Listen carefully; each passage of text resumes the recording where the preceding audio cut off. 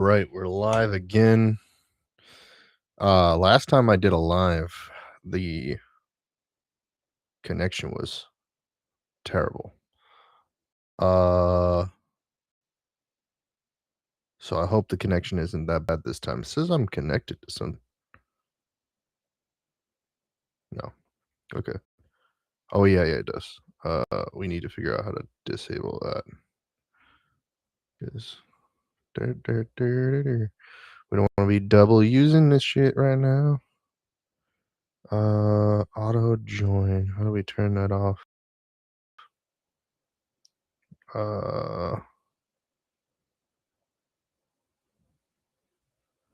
Just forget it. So that we can connect to a proper network on my phone. All right, now just getting set up, guys. Just getting set up. Let's just open this up just in case. Now, I should be live on TikTok, so I want to look and see if that is the case. And if we're lagging once again, let me know if there's a lag at all. Slight lag at all. So the phone sounds. I do not see anything yet, but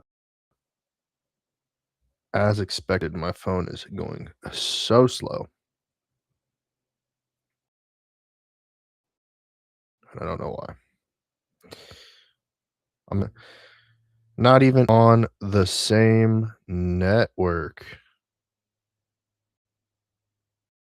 Turning it off. Forget it. Oh, phone loads faster.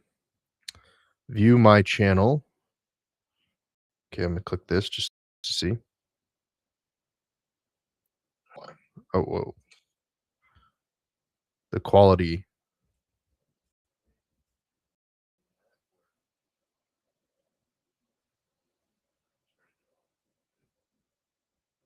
Damn.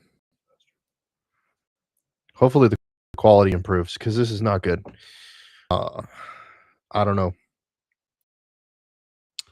I never know. Let's see. Any settings mistakenly didn't do correctly? Full definition NDP. Video 1080p. Audio looks okay. Mic sounds good. Recordings. La la da da da.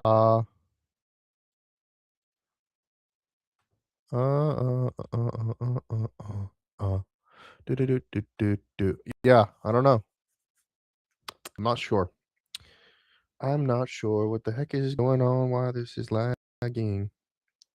Let's see what it looks like on TikTok. Maybe it looks better over there. Maybe better over her.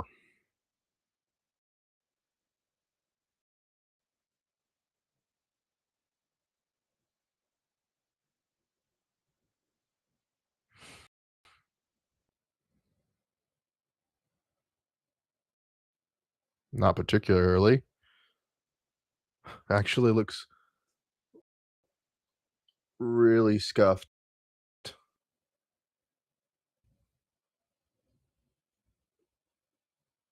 Really scuffed. Yeah, this is the problem that I've been having is I can't figure out how to fix this. The quality is just like it's my internet. Like my internet is way too slow.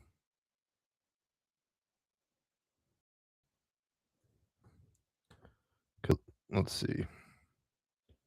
Right now, if we do a speed test,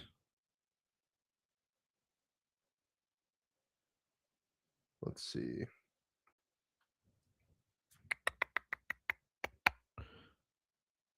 Um, s- speed test 4 megabytes per second, which is literally awful.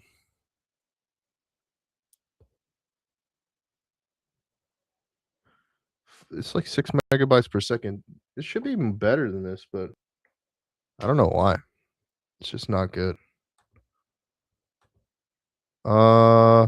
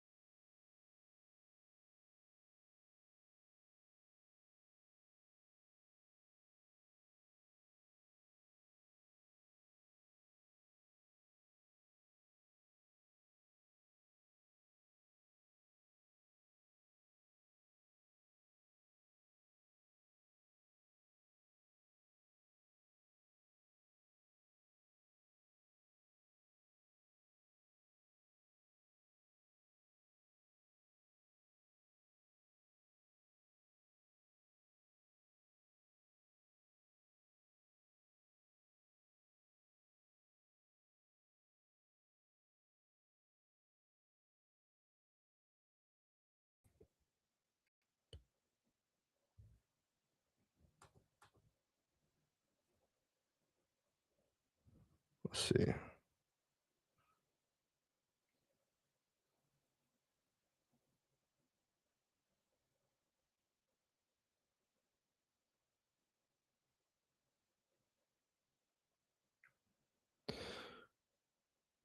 We'll see. It's hit or miss. I mean, the quality is gonna go up and down here just because I don't know. I can't get more than 8 megabytes. I've got Starlink. What's up, Ari? My audio's probably desynced and uh my internet is super slow, so the quality of the video is not very good. So I'm just gonna roll with it. Hold on real quick. Let me see. Test.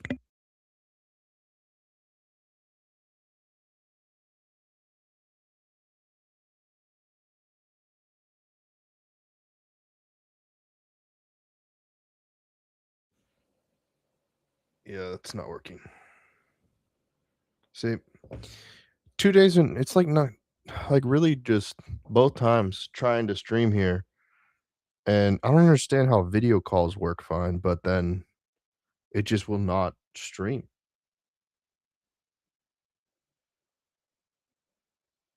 It just doesn't wanna stream. It seems like, I'm using this software to stream, but it's not working.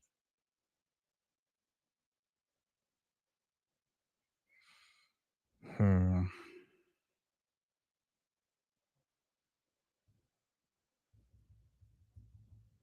don't know what to do. Don't know what to do. My internet is too slow. Hold on, let me see. I gotta look and see. It's too slow.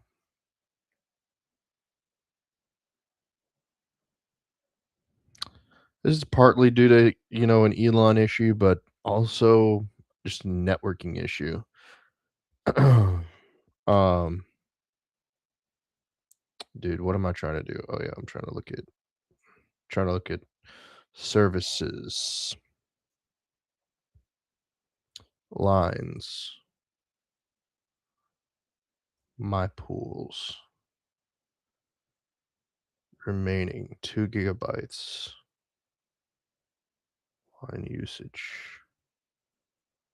lines. Why can't I see the lines?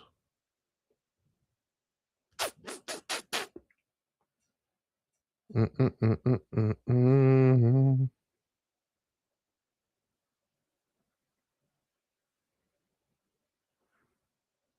Then why is this internet not working then?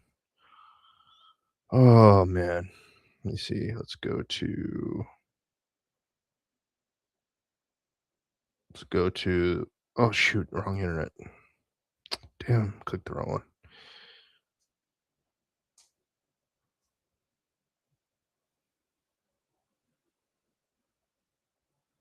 Another thing is, like, dude, I don't see my chat on this stupid software. I have to open it up over here. Okay. Let's find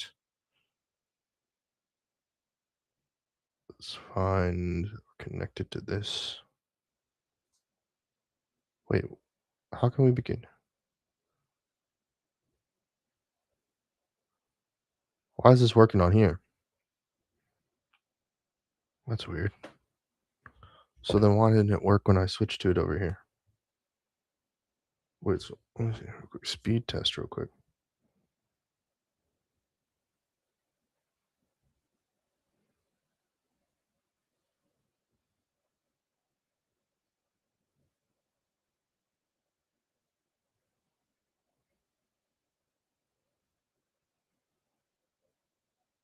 Oh, this is impossible.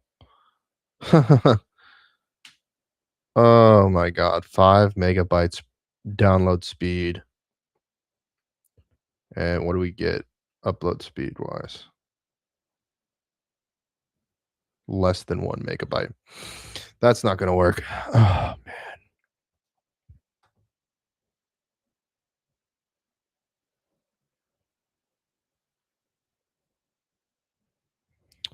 See, the thing is I'm getting 150 megabytes download speed on Starlink, but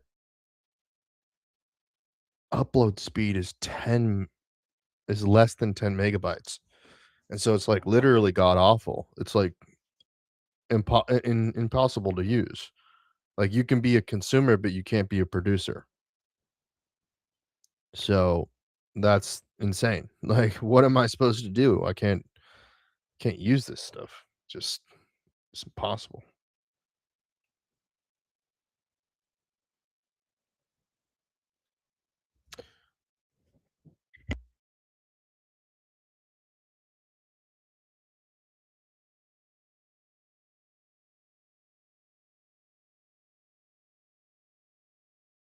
Anyway, it seems to be moderately working right now. Hopefully. Um, hmm.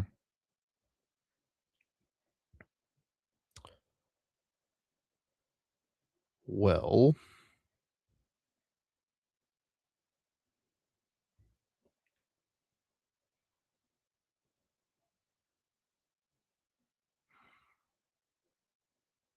now I just now I just sit here and try to be on camera and try to figure out what I'm gonna do with my life.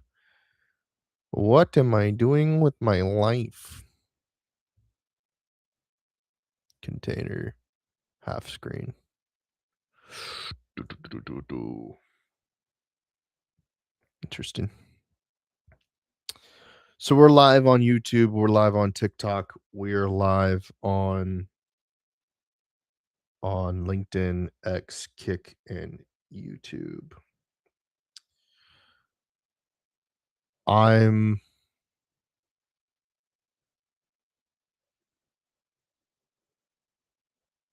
just hanging out, as they say. Oh, I better get this off of this because I don't want to be on here using up this CCMTV Wi-Fi, even though I don't even use it. Actually, let's just get off of that internet and go onto this internet here. Matter of fact, let's just get off the internet. Let's just get off the internet with my cell phone. Open up TikTok again just for chat reasons. Have that sitting over there just in case I can look over and I see, oh look, somebody's on TikTok. Bravo. Um, the point of even creating the content right now, and I think it's recording locally as well. So, just even live streaming. We're 15 minutes in and we haven't done anything. We haven't talked about anything. Uh, the only thing to talk about is AI agents. Um,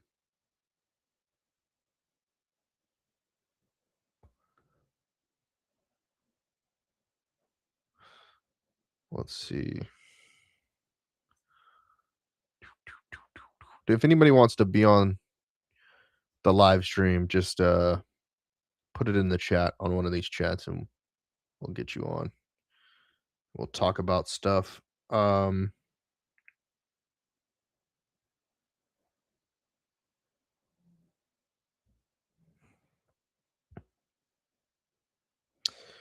we we switched back to Restream. We were switching around. We went to StreamYard for a bit, but we switched back to Restream. And we're able to stream, but there's been a lag. There's been a desync between the audio and the video.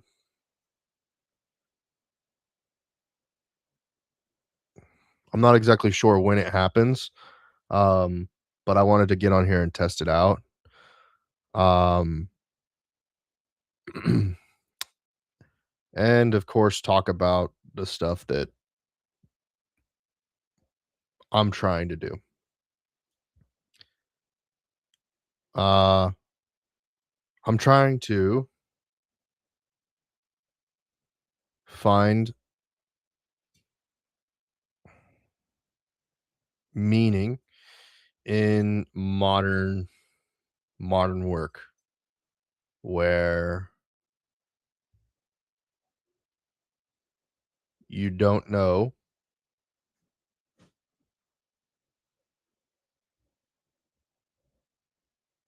what is going to be your big break. What is going to be our big break? And I feel like my mental capacity is declining slowly. Uh, not even well, partly mental capacity, but um, mental recall. My mental recall has declined, partly a memory issue. Um,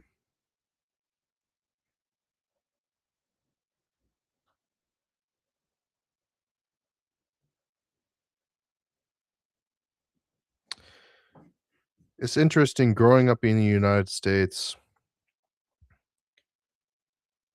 believing in a system that was selling growth, a system that was marketing a version of Americana that I don't particularly think is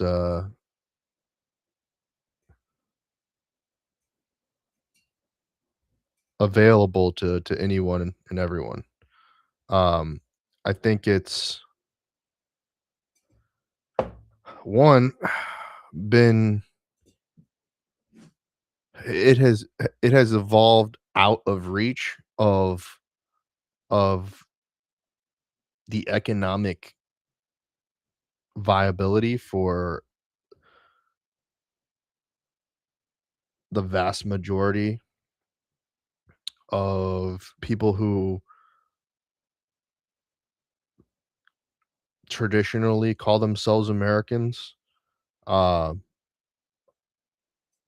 yeah, I mean, there are technically American people with ties to countries of other origin that share economically with America and are much more tied to those countries than um, what being an American used to mean.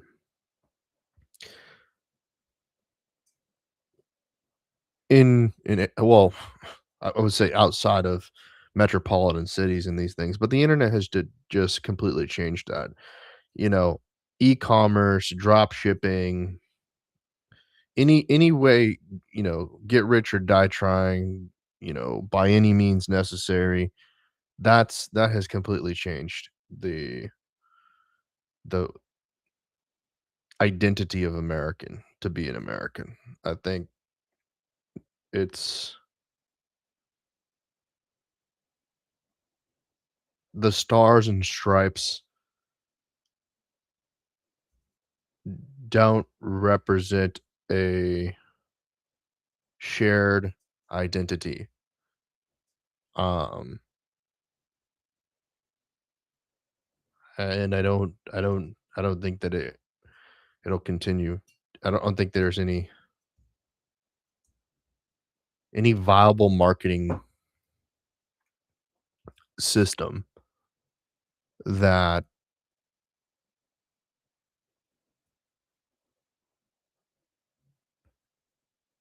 will increase the amount of benefactors of that identity. I think,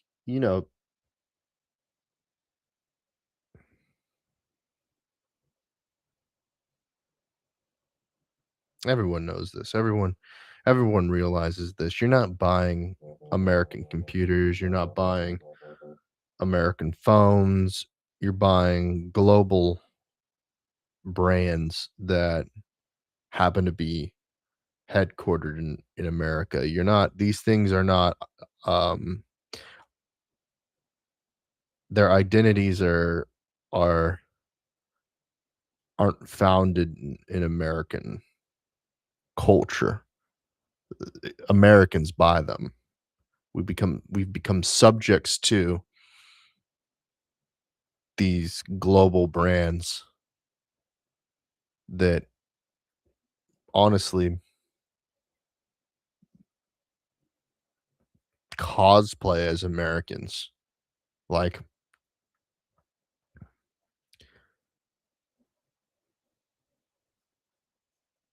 they could easily go and represent something else. The the word America is transient, or at least it's attempting to be. It's attempting to be it's attempting to be not correlated with the nation or the land or the planet even.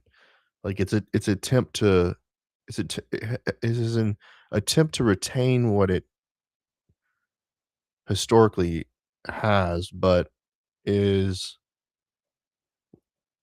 in the pursuit of something different, which is effectively the spirit of America, but it makes it difficult for those who've been marketed to and sold an idea about what it means to be American to know what their their season pass to the American subscription service provides them, you know? And I have a lifetime pass. A lifetime What does my lifetime pass to being an American provide me? What are the benefits, of this subscription? Damn, bruh.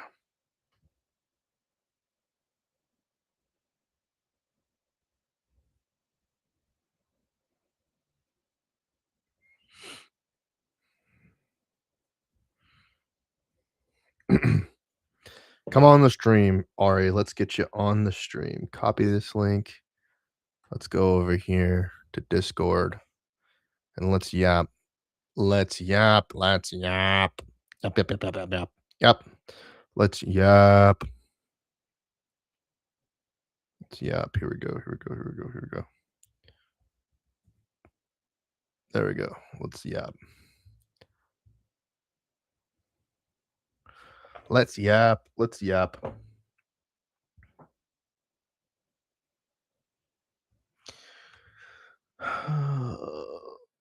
Let's see. This is 100%. This is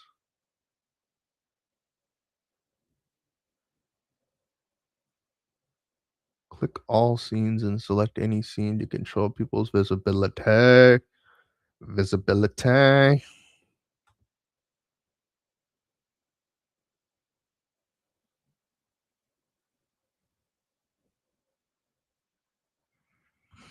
Speaking of which, I was gonna change the name of my my podcast. It's been historically called Trent Knox Show, but I think I'm gonna change it to his Trent Knox Podcast. Because fuck it, why not? I came through with the you know what I mean? You know what I mean? Come on the show.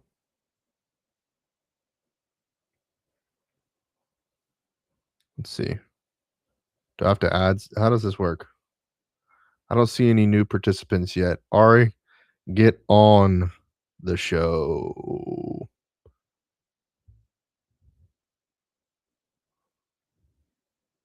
I think I'm just going to change the name.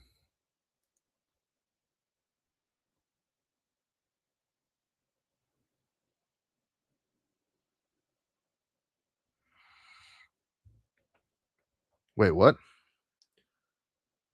Did you click the link? What happened?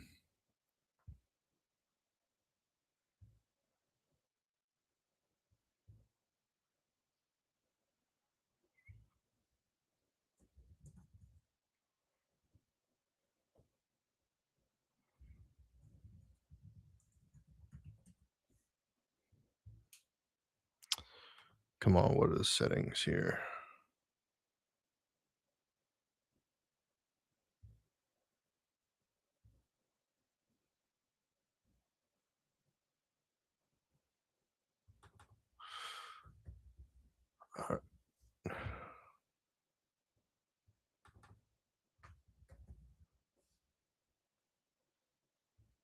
All right. Officially, my podcast name has changed to Trent Knox Podcast. It is no longer the Trent Knox Show. It's Trent Knox Podcast, and that's that. It has concluded. There we go. There's the RER, Ari Arson. What the heck? Okay. Yo, this is working very Stream. good. You got to mute the stream. Okay. Yeah, I fixed it. This is working very good. Well, yeah, you're right. Wait, let me fix our audio. Okay, yeah, I got it. Okay, good. Yo, this is good. Wait, what camera? Why aren't you using your main camera? You're on your phone? No, this is my iPad. Oh, your iPad. Yo, it's a distant Why camera. didn't you get on your though, laptop? Yeah. I mean, it's okay. But you have a better one with the link. Wait. On my iPhone, it looks amazing. Yeah, it's okay. It's just like super wide. Oh yeah. The FOV is it looks like it's stretched. It looks like I'm inside an FPS. You look like a tiny person when you're kind of a big person. What's up, man? What's been going on in Greece? What's the word? Oh, you mean about the military buildup? No, I just mean like what's it like? What's it? I mean, you've been going outside. Oh, wait. Yeah, I mean, you think I've been going outside? I've been working on Omnifolio like maniac. Oh, I thought you were going outside. You said you were going outside. You were touching grass, having a good time. Yeah, bro. Okay. I mean, I touched grass for like a week. It's cold though still, right? It's still cold, yeah, bro. Wait, Yeah. bro, Restream has been cooking though, right? This new software is very good. Well, the restream, it was, well, I wasn't doing I was using, StreamYard last time we were on X, and Dre was everybody was there, but no, it's my internet. My internet is the problem. The software's fine. Yeah, no, I'm It's, talking about the software. yeah. They did some major updates.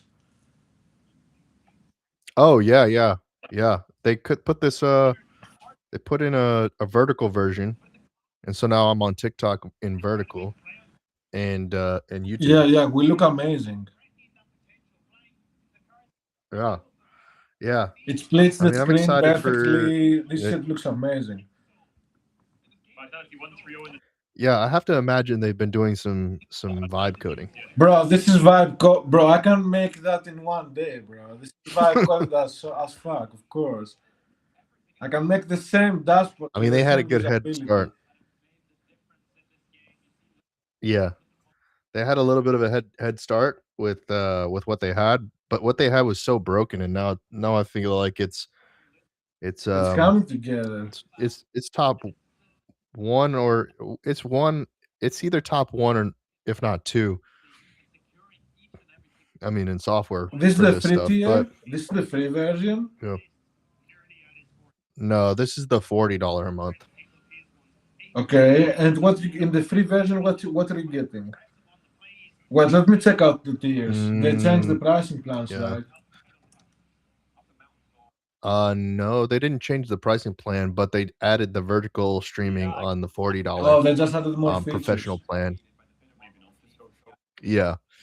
And on the free version, you just get the you get just the horizontal.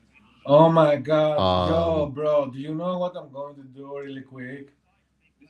Yo, I'm gonna make what my are you gonna I'm do? gonna make my own stream and we're gonna host it locally so we don't have to pay $40. This is nothing to make. I can make this in one day, I'm not joking. But the only hard thing is to get licensing, to be a third party. Yeah, Yeah, yeah. yeah, For commercial use, you need license. yeah, yeah, yeah. But I can make the same software even better in 24 hours, and we can host locally and do whatever we want. Yeah. The only issue is you need WebRTC, and that can run up a pretty big bill Oh because yeah, you need something to run the RTMP. you're gonna run it locally though. It's gonna your computer is gonna run it. So it's only your CPU and GPU. Uh, yeah, but still the communication protocol with the platforms is still pretty expensive because it runs on time. It's kind of like AI tokens. Oh yeah, maybe I guess. Yeah, because you have to have transcoding. That's the problem. Because you're gonna have to change it from WebRTC to RTMP. You could do it on a server, but you would Bro, need it costs nothing. I'm telling you, you're gonna host it locally. You are gonna download. I'm gonna push it on GitHub. You're gonna download the repo, and then you're gonna press npm run dev and host it locally. It costs nothing. I'm not gonna deploy it. I'm never gonna make that tool in production. well, there's already a free version of it called VDO Ninja, but which is not that expensive. But then you would just use OBS to broadcast. It's the convenience factor. If you have it in the cloud, it's more convenient. Yeah, yeah, by That's what you're far. paying Yeah, for. for sure, for sure. But $40, it's extremely over expensive. I ain't paying $40 for this shit. Well, I have a coupon, so I'm okay with that. But Also, we are doing that for free with the RTMP yeah, extension in OBS. yeah, that's what I'm saying. Yeah, with OBS, the issue is if you wanted to do it on your phone, OBS isn't on your phone. This has a few different things that it can, Oh, if you're you. outside Oh, IRL, you can do that for, bro. You can have that inside your iPad and your phone and switch and do whatever IRL while it is extremely yeah. comfortable to carry, switch, have different devices. Okay, okay. They have an amazing mobile application, right? Yeah, essentially. So like for this, it would be like it only works, I think on Android and on Safari. Like that's the only thing. Like if you want to use a different browser, it doesn't really Ah, work. you can, But yeah, yeah, okay, okay. You can use it yeah, via browser. yeah. So I mean, things have adapted now. I switched to StreamYard for a bit because this had gotten like they weren't as advanced as they are now. With this new update, I feel like that they've taken a lot of market share away from StreamYard. But hopefully it just gets cheaper. That's the problem, man. These things need to get cheaper. They're too expensive, for what they are. Like you said. This should be like $20, maybe if not less. Maybe more like 15. Well, they keep charging for seats too, so it's like the worst culprit of this is Riverside. Riverside is the Oh, worst. the They Riverside is want like unacceptable, they want bro. Fuck that. it's just ridiculous. $30 you get one seat, $40 you still get one seat. It's bad over there. Oh, what the fuck? But Yo, look what. Okay, what's happening? what is that? Okay, look what I made here. This is a world OSID open source intelligence monitor inside Omnifolio. You get disasters, finance events, intel events. Let's see what happened in Ukraine. A Russian passport. Okay, okay. What's happening in Iran? Iranian student protests. Okay. Let's see. We got webcams from all over the world. Tel Aviv, Tehran, Jerusalem, Kiev, Odessa, St. Petersburg, Paris, New York, Washington, LA, Miami. Got all major news Interesting. with a map view. Pop, pop, pop. You click on it. 4.6 depth 19 kilometers, magnitude 4.6 earthquake in Indonesia, in Halmahera. Okay, let's see Mm. here. Pakistan claims to have killed at least 70 militants in strikes along Afghan border. Oh, nice. Nice, okay. Oh, hold on, wait a second here. Gotta mirror your camera for you. There we go. Red. This is critical. Notification for tropical cyclone Gezani. Population affected by category 1.5 million. Holy shit. Drought is going on in Ethiopia. Isn't this fucking crazy? Yeah, it's you can probably get wrapped up and caught up in all the drama. I mean, that's it's crazy. You know, uh, where do you have like stock bundles of stocks? You mean inside the application like screeners or heat maps? Maybe, but I mean like how on well, maybe you do, maybe you don't, but for like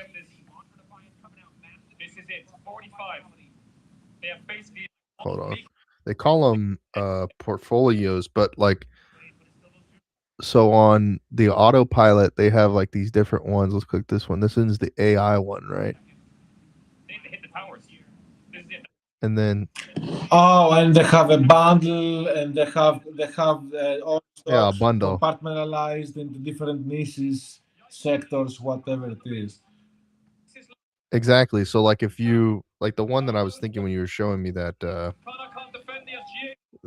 picture was where's the AI World War III one? You get my point. But like you're seeing all that drama of those cameras and stuff like that. I would figure there's some value to AI World War III type. Here, let's see. How do I Bro, you were in a exit? pretty go. You, I don't know. Oh, I think let me like see. I feel like I destroyed your.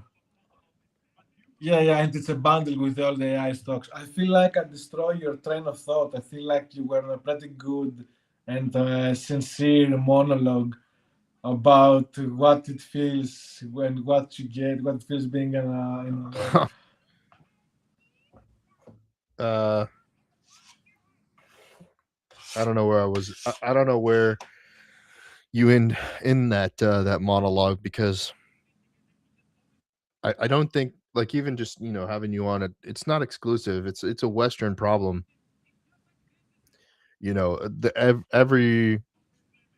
Every empire, every nationality in the West has failed to retain its notoriety. China doesn't. Obviously, China's been around for forever, and they still have been culturally homogenous.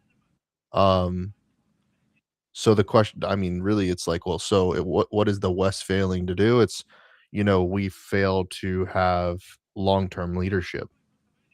Every 4 years. I don't know what is it like in Greece. I don't know. How long people stay in power. Yeah, it's 4 years. Also, Yeah, that's we don't trust that's a anybody. universal democratic. I think I think that's a universal Western democratic thing that we're doing. Our governments are Yeah. staying up for like 4 years, and they can get re-elected one more time, and then that's it. They can never be re-elected again. Yeah, well, I don't wanna I don't know if you should, if the proper thing to do is, like, to say that, uh, our if it's racist to say, like, "Oh, we should just you know, have people like us run the country," I don't know if that's wrong to say. I don't know where this, that conversation ends up leading to. It's like because China doesn't play that game. They're like, "Okay, we're racially homogenous." That it is what it is. If you can come live here, but you're not gonna become leadership here. That's the way they Yeah, play around over yeah, there. So it's but like America is a very different country. America was an experiment, right? America was an experiment. It was an yeah, experiment where people from all over the world will gather into one place and will create a country. yeah, yeah, and the thing is like there is yet to be like an America 2.0. I guess like, I mean, that's I was America. watching That's a America 2.0 video. already. The America 1.0 was already there and we extinguished them. Right. Oh, true, yeah, yeah. That's true. That's true too. Uh, no, but I mean, like, I mean, in this modern version, I guess maybe even America 3.0 is like people Westerners, I should say, have tried to attempt to create these like blockchain countries. So like, you have like over near you, like I think in Albania, there's like a blockchain country with like its own passport system and things like this. But like, I don't know if America survives AI. I mean, it barely survived crypto. I don't know if America survives AI. I don't know. Identity wise, it's I like don't know if the world. tough. I don't know if the world can survive America surviving AI. Yeah. I mean, so explain to me. Here's something that I've been thinking about. What is a stable coin? A stablecoin is a cryptocurrency based on whatever blockchain, doesn't matter. It can be on Ethereum, Solana, whatever, Binance. And it is a currency that is pegged virtually to the dollar, and it is backed by the equivalent amount of dollars as its market cap. So USDT Okay. has its market cap and has a treasury one to one, equivalent one to one with its market cap. Okay. You get it? It's Okay. not easy to have an actual stable coin and be regulated and be able to operate without having CIA hunting you. Right. You need a lot of So money. yeah. So let's take USDT for example. Um, Let's take which USDC is for example, Tether. because Circle is an Okay. American-based company. USDC. It's the most regulated too. Circle, Yeah, yeah. USDC, yeah. which is which is Circle is the same company as Square, right? Let me check. I don't think so. Maybe. Okay.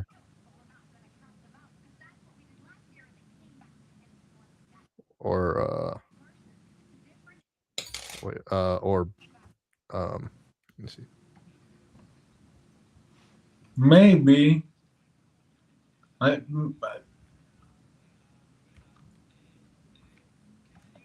is Circle the parent Um, company of USDC and Square?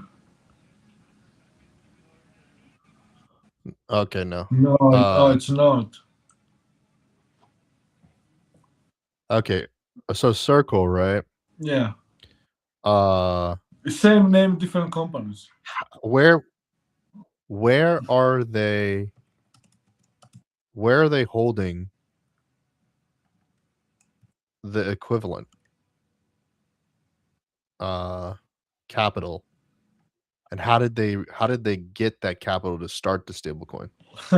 They got that capital in the first 4, 5 to 4, 5, 7 years that they were running their business completely illegally with $0 backing the USDT and making commissions from billions of dollars. That's how they acquired the capital. What do you mean? You Okay. know. So okay. So that's what I don't that's what bothers me is okay. So they launch a coin with I'm not sure how many tokens. They say they have a 1-to-1 ratio of dollars to coins or tokens.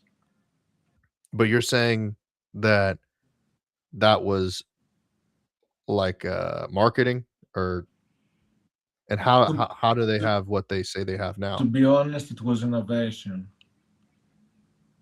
Th- You Okay. know, you Yeah. know, you know, Innovation. they were the first. Right. And to be honest, also Right. because So we both were living in the crypto market back then. It brought great stability. yeah. It brought great stability into the markets. You remember that, right? Okay. Yeah. It made trading derivatives and futures much more stable. It was the first thing that brought that A level safety to Bitcoin, that we all knew that this works. This ecosystem now kind of works. I can see that working. You Yeah. got stable coins, you got innovation, you got gaming, you got fintech, you got telecommunication, you got actual things going on, and all this ecosystem now can be backed with stable coins. It brought great stability in the beginning, and yeah, they were the first ones, and they made billions, hundreds of billions. Okay. So AI says that they had 135 million originally. but so how many so how does a dollar end up into does it how does a dollar generate a new token on USDC? They have the monetary policy of the USDT is similar to the dollar, but based on the blockchain, meaning that it has infinite maximum supply, infinite maximum token supply, and they can burn tokens. So meaning that they can do quantitative tightening, meaning that they can translate real world events into the digital world, and they can also release new tokens, meaning that they can do quantitative easing, meaning that they can translate real life events into the digital world, meaning that that can translate inflation of the real world into the digital world. You know, that's how they control Okay. the inflation of the currency. Okay, so since 2015, it's gone from 135 million to 74.45 billion. Is that It should be around 75, 77 billion a year, maybe even more right now. mm, I think that number is last year's number. uh okay. So yeah, that's the part that just it just blows my mind. So I'm talking to AI a little bit as I'm talking with you through it. Yeah, So yeah, these are obviously distributed across multiple different layer 1 token systems. Ethereum, Solana, Base, yeah, yeah. right? Polygon, yeah, yeah. Okay. So it's I would say if I just asked, it's probably mostly on Ethereum still. It is, yeah. So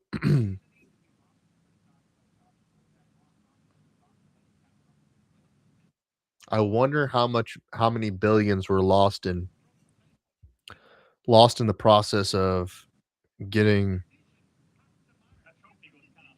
getting these one-to-one stable coins across different layers.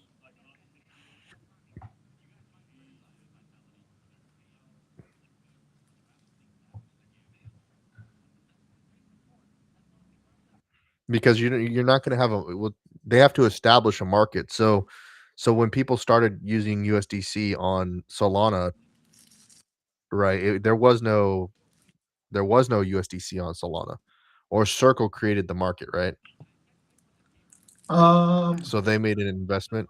more like Solana devs created bridges where you could take the USDC, the USDT, whatever from the Ethereum network, wrap it.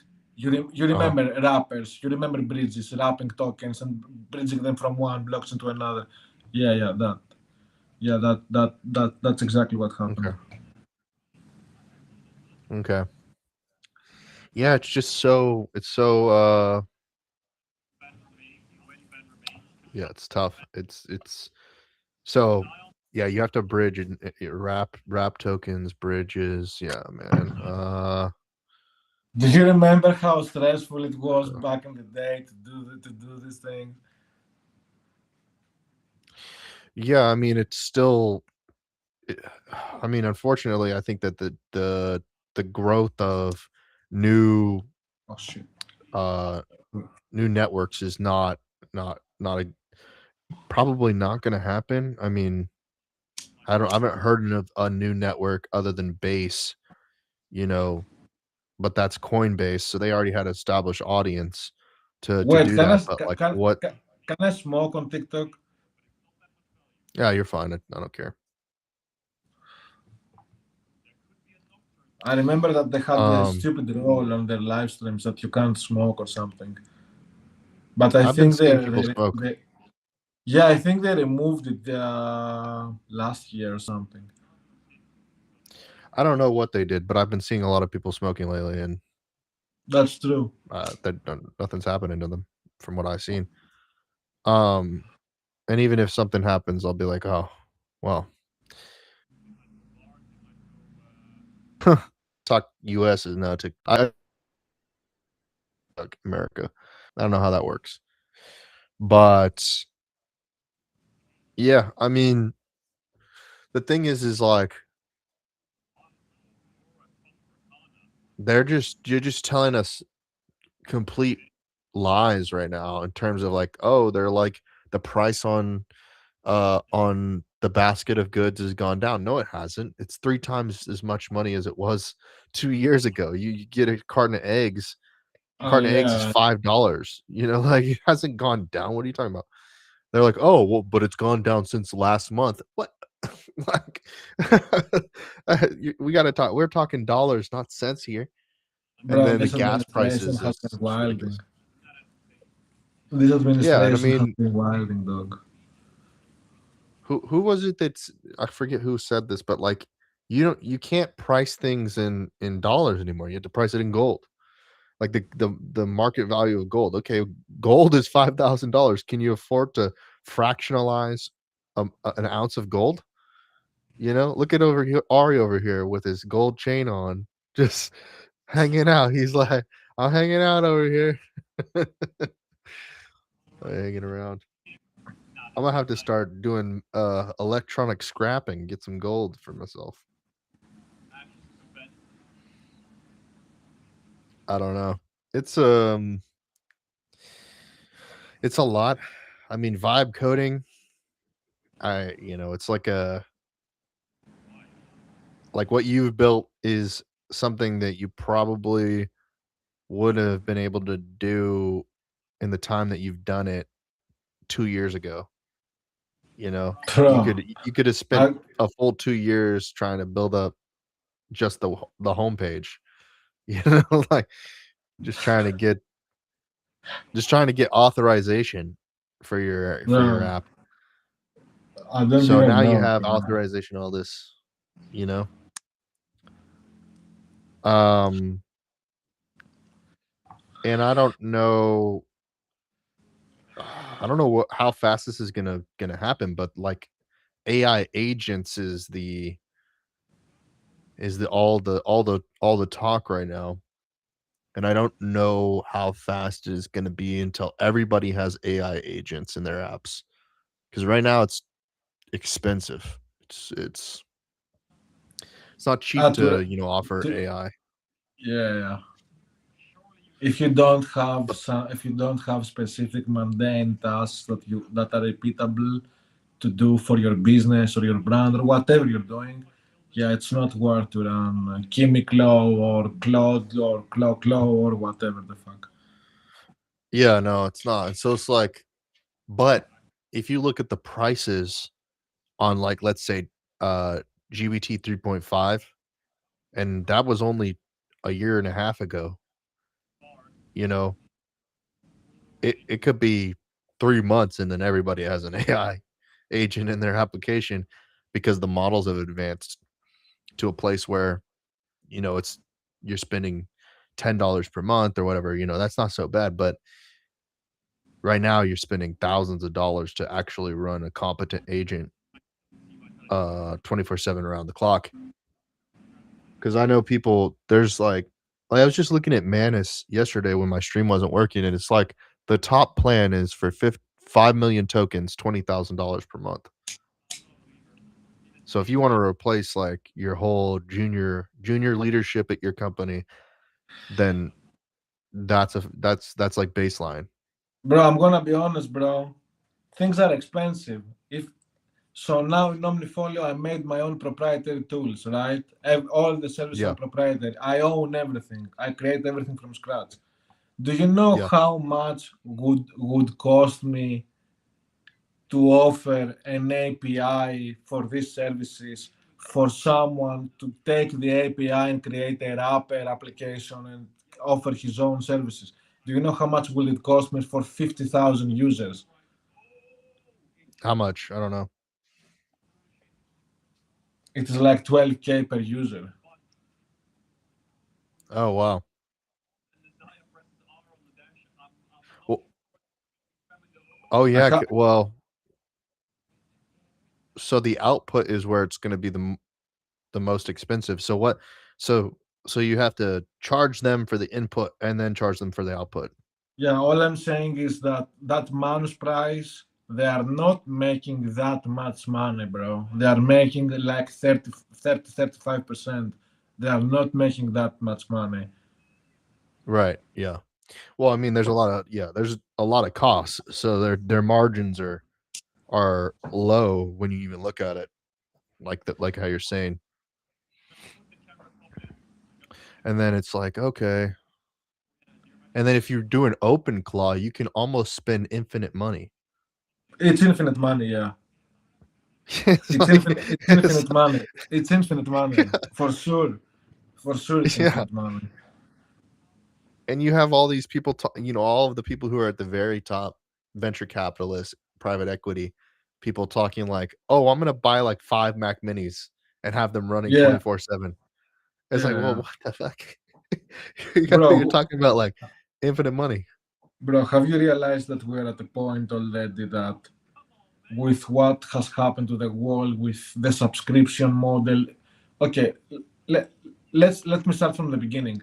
This we both remember when the world when you could when you could use applications without the need to pay, without Mhm. having to pay. Then we had everybody was talking about it. Do you remember the adults talking about it? That suddenly they had to start paying subscriptions for everything, monthly subscriptions, Mhm. like 15 years ago, 12 years ago, 14, something like that. Yeah. 2012, 14, 16. It was the big shift from the free to freemium to subscription. Mhm. That alone is an indicator that shows us, first of all, decline of civilization. But anyway, it shows us that if you are not making enough money, because our subscriptions, I'm paying like 400 and 500 bucks a month on subscriptions. Not Yeah. everybody can not everybody can pay that. And that's nothing compared to what you just said. Imagine me buying 12 Mac, not 12, 3 Mac minis and running three different agents or six, including my hardware, the hardware that I own already. It's the more money you have, we are in an age that the more money you have, you just I don't know. You can just take over the world. You can just have multiple agents running different multiple accounts, YouTube accounts, in different emails, Instagrams, replying to Yeah. messages, running, being customer support to your agency or whatever. I don't know. I think that we are cooked. I think that our future, this very near future, is cooked. All the worst case scenarios are going to become true. Well, all the best can it's both. It's simultaneously the same. It's, everything everywhere all at once. The issue that I've been noticing is like it as we kinda continue to shift around, and now you're building um, your own version, and it's similar, like, I navigate from ChatGPT to Gemini to Grok or whatever. These things don't have a shared, knowledge of who I am, so, like, their thought process on what the next step should be, um, for doing an action for me is gonna be different. So it's the problem I see is like, okay, if I use Manus for the next 6 months and then something new comes out, I once again am gonna have to train another new system to do actions for me. I feel as though they're learning quicker, so you can say project on the public web, you can get some private information and it'll start to do so how valuable are those actions going to be? For instance, for you, like Omnifolio, you need an AI that's going to get you in front of people who care about stocks, you know, so that it'll do the marketing for you, it'll do all the communication for you in terms of registration, all those different things so that Customer you can sit support, back. customer Yeah, so that you can support, sit back and replying to relax. emails. Yeah, of course. Yeah, and that's the thing. It's like it feels like it's here. That's why people are saying stuff like, "Oh, in the next quarter or 6 months, there's going to be artificial general intelligence, and oh, AGI is already here. Oh, we're in the singularity already." Like that, I hear Elon talking about that. I hear Scam Altman talking about it.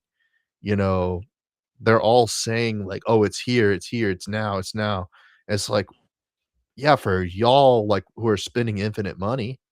It's like, it's like y'all are spending infinite money. We're over here like this tool kind of works. It's like Bro, do it. you realize that 40% of the of the world's population don't have access to internet or banking? That's wild.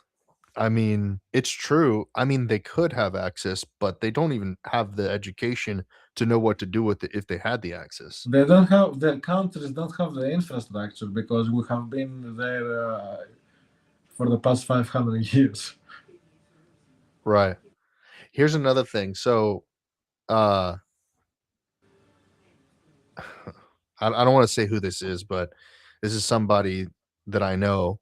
Uh, they are getting like messages on WhatsApp and different Telegram, these type of things, and it's like, hey, it's Elon. I want to get a phone call with you, and they or Mark Zuckerberg or anybody like important, and they get on the phone and they think that they're talking to them.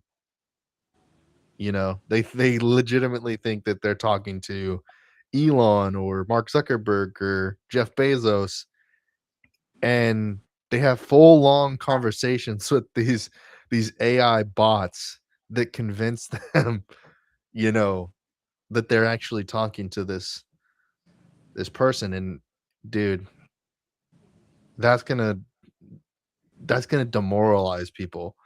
It's gonna wreck them because I don't believe anything. You know, I was in Dre's server whenever he went and started his thing, and I thought he was an AI. I was like, dude, I'm not even gonna hang out in here. You've built some sort of fucking AI version of yourself. He's like, nah, dude, it's really me. It's really me. And I'm like, I don't know, bro. I don't know. I don't want this to be any funny business. So I started asking like questions about like certain contexts, and I'm like, okay, I feel safe enough. But dude, that's probably gone in the next year or so. You'll just, you know, you'll have a bot that's in, your Discord server that's you. I mean, how much different can it be? It's been listening to everything you do. It's been, doing all of your work. It's been talking to all of your connections. It has your voice. It sounds like you. It's going to be improving all the time. It's going to be the it's going to be difficult to tell the difference between reality and not reality. That's not like the right term, but what's real and what's authentic and what's inauthentic, I guess is the truth. Hard to label things. Hard to define where we're heading. What do you think about that? I think that for me, the picture of the future in the West is pretty clear. How do you remember the movies? Do you remember how Dark Side's planet looked like? That do you remember Dark Side from Superman? Okay, yeah. Do you remember his planet where everything was industrial and pumping oil and things and fumes? Yeah. I think that this is what we are doing. We are draining bro. We're draining the last, the last water resources. We're draining the last energy resources. We're draining the last minerals. And the way we are doing things is not compatible with what we have. There have been Okay. it is a non-stop industrialization while destroying nature and while killing humans.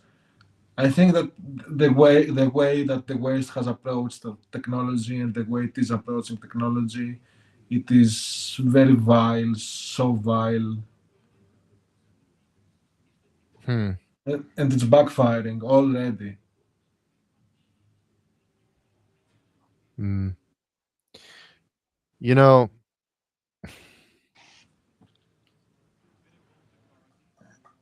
it just makes you think because like there are a lot of people out here that think that any history before 1600 is has been revised, you know. And so it's like, okay, so if history was revised before 1600, like you mentioned America 1.0, like or whatever that was, like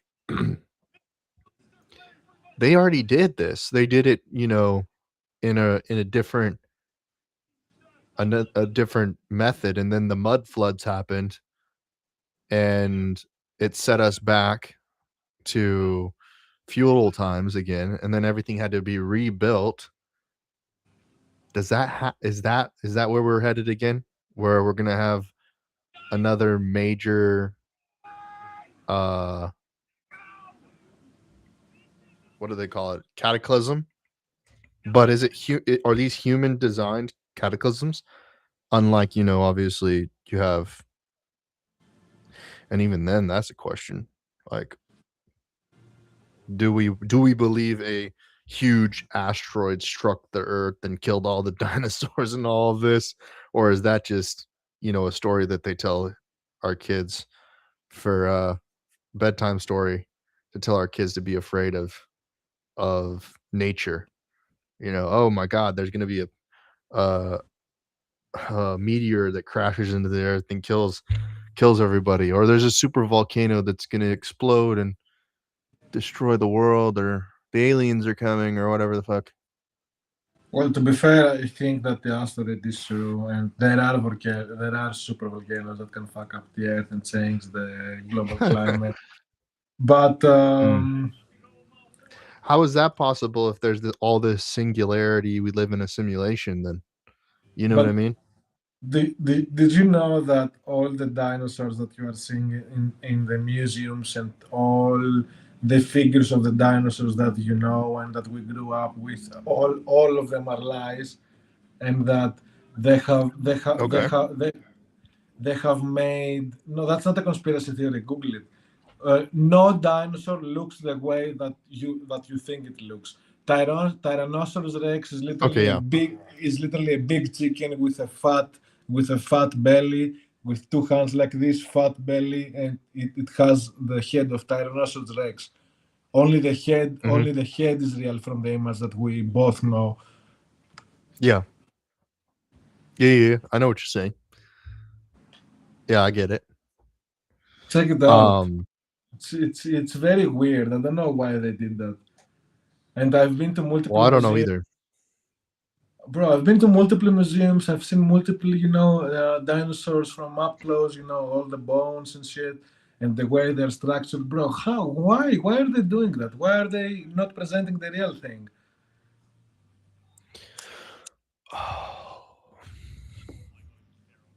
Well,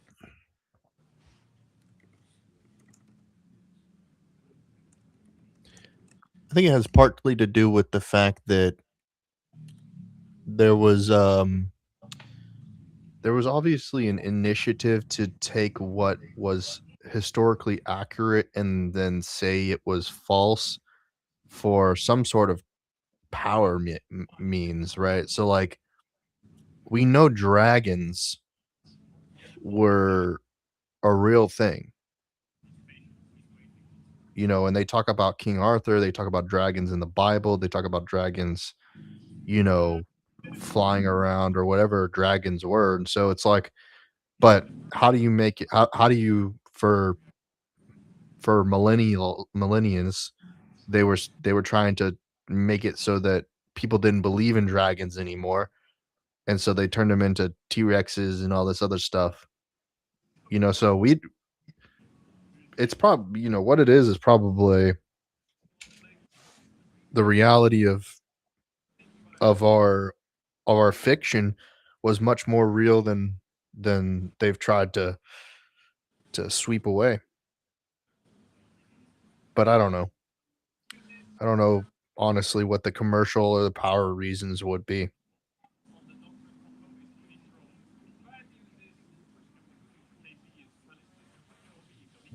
I don't know. Give me 1 second.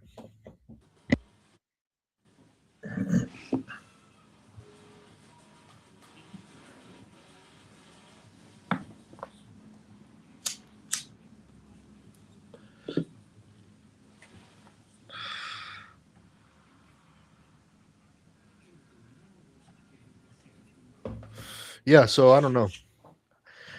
The thing about, Tartaria and dragons and revisionist history and all that stuff, I I think it's coming back around. It's just, what is it going to look like? Because obviously we got all of these dramas with the Epstein files and all of this stuff about how we know that the people who are in power are lying to us. What is it? How does it play out? Do we get our dragons back? Do we get our DeLorean time machines? Um, Let's not get banned or assassinated. I don't have enough value. I'm like Professor Jang. I'm just I'm just a stupid, YouTuber or whatever. Did you so neon or not neon, fucking neon. But yeah, Professor Jang went on Schneeko's I podcast. saw. Yeah, I know. I saw Yeah. it. Apparent Apparently he's coming back on in March. That's the word for a second round. So I'm looking forward to that too because they went in, but they didn't go all the way in. And It was I hope kind they of a go back hard all the watch. way in.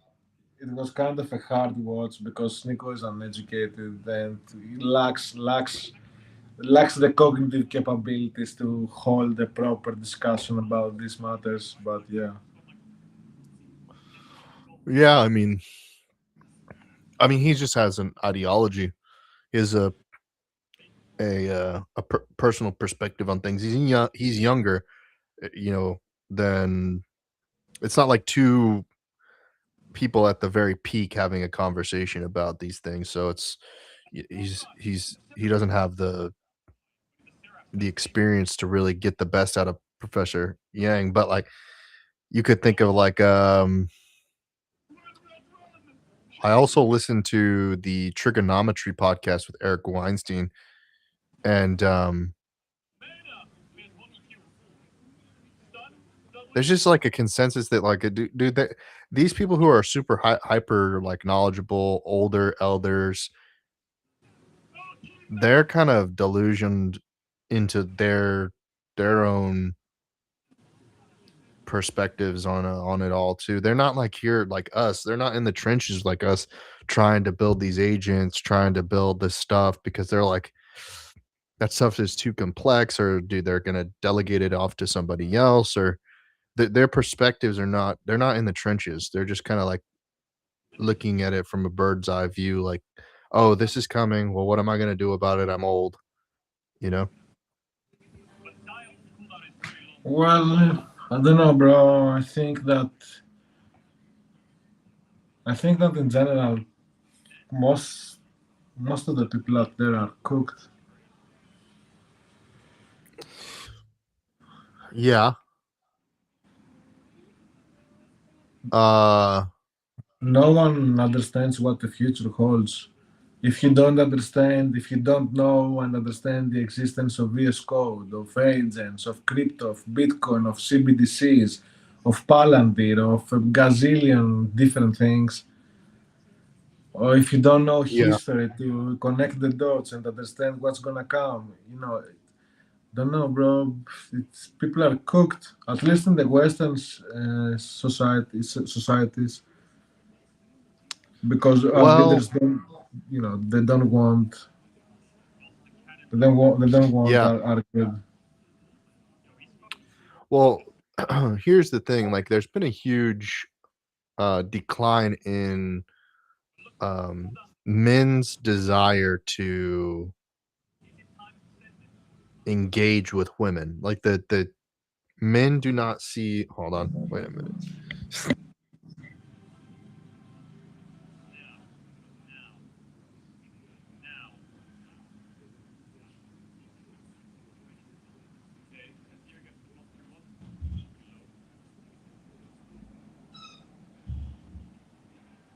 So we see like Melinda Gates go out and cook Bill Gates, rightfully so, based on current information. Last night, um, Amaranth and her husband are going at it, and we see the dynamic of these, uber wealthy people talking about these dynamics and why they've. It's not about wealth. It's not about all this development, all this different stuff. It's about these relationship issues. It's like how do men navigate the world right now? How do women navigate the world? And women tend to navigate the world based off of how they feel, you know, any given situation is happening. So like if they feel negative about AI, they're gonna be like, that's cooties, that's yucky. And it's like men are gonna be like, no, but that's the means to the end. It's the way that you're gonna accumulate any sort of resource that you so wish to go and spend. Because women, what they do is they exhaust resources. Men go out, collect the resources, bring it back. Women exhaust them, say, "Where are the resources?" Well, you spent them. Like, I wasn't Yeah, here to girl spend math. them. You spent them. Girl Like, math. it's Girl like, math, bro. Do okay, you know girl math? girl math.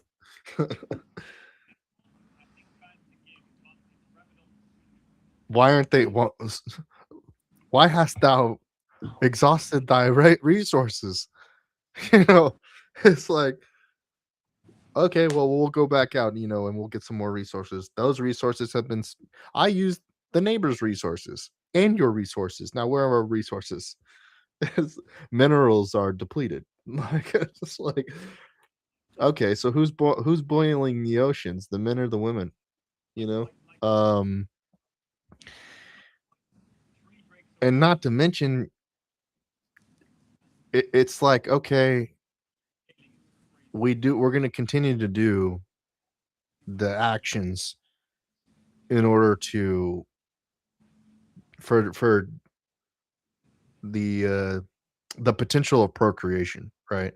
To continue the human race as it stands, unless for any reason there's some sort of rapid development in um artificial wombs and advanced embryos and artificial insemination, that unless somehow they've, and I don't know if, there's a lot of people talking about that, cloning, etc. Like, what is a what do we do, man? What do we do?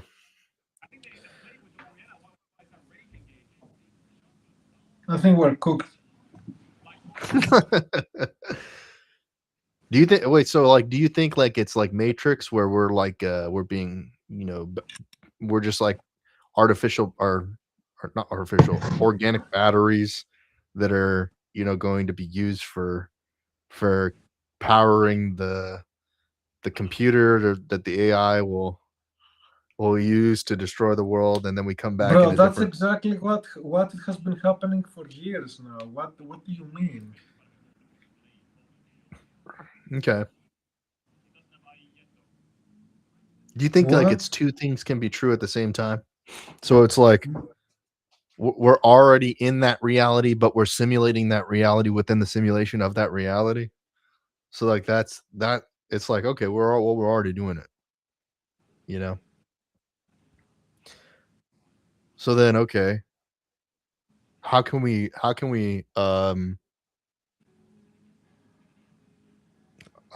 improve our lives minus the fancy adjective? Um, we build AI.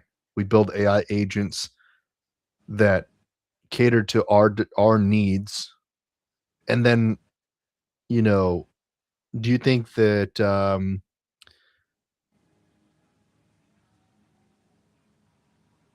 don't I know, I think the don't most know, important thing, I don't know. I think the most important thing is education, personal Okay, education, history, geography, finance, okay, political, geopolitical. okay. Because you can only so, like, the guy that I saw being interviewed, I don't even know his name, but the guy that was, like, a Bitcoin guy, he was like, "Okay, you can choose to go live in, complete, hedonism, like, you choose to, like, stop working, go live on the beach, just kinda bum around, but, after a certain amount of time, you get bored, and then you want to go pursue a purpose, you wanna go on a quest, you wanna find something, meaningful to do, and I think that that's what we're doing with these AI agents. It's like, okay, we're doing this because we want to have, um a sense of meaning in our lives, like, the reason why we're working on these things is because we want other people to have a tool or a resource or a thing that will uh help them live a higher quality of life than if they were not than if they did not have that access to that resource. And so, um yeah, I hope more people are brought online in that sense. Because right now I feel like it isn't that, it's sensationalism. It's still Instagram filters. It's still, what did you eat? You know, what did you drink? Where were you out last night? It's still it's a lot of hedonism still. It's like, but people are not paying attention to what they can do, or trying to get educated on what is available to them, because it's gonna get even more, exclusive. It's gonna be a finite few people have access to, the tools and the resources in order to operate their organizations and live the good life, while everyone else is gonna be, slumming it around, like, struggling to get, you know, one day's meal, like, you're gonna be eating bugs, like they say. Um, you're gonna own nothing and be happy, but you're gonna own nothing and still not be happy. Uh, I don't know. We're heading in a weird direction. That's just the way that I feel about it. I've always felt this way. I just feel like now it's like I'm trying to build something. It's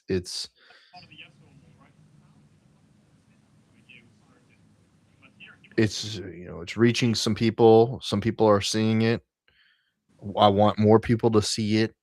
I don't really think that paying the applications that have more people on them gives it results in me getting more people on my application. So I'm not, and I also don't have a endless resources to be able to compete against the people who are spending more resources to do that.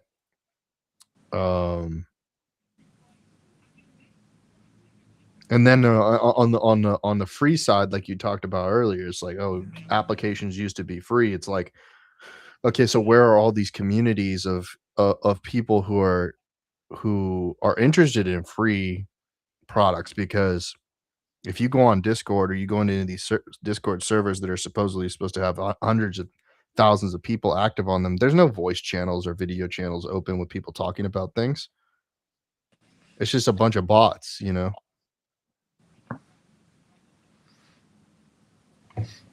I mean, to be fair, the lovable server has a lot of PP. Yeah, but it's a bunch of Indians. It's like it's just like you go in there and it's like, and not for nothing, Sam Altman just went and did a panel in India talking about how, oh, now they've just onboarded like some ridiculous amount of Indians are now using AI. It's like, dude, it outnumbers all of Western world. Like how many Indians are now using AI? It's insane. It's like who are they? How do you have all these Indians and who are they marketing to? You know, them, none of them pay for anything. No, Indians don't buy anything.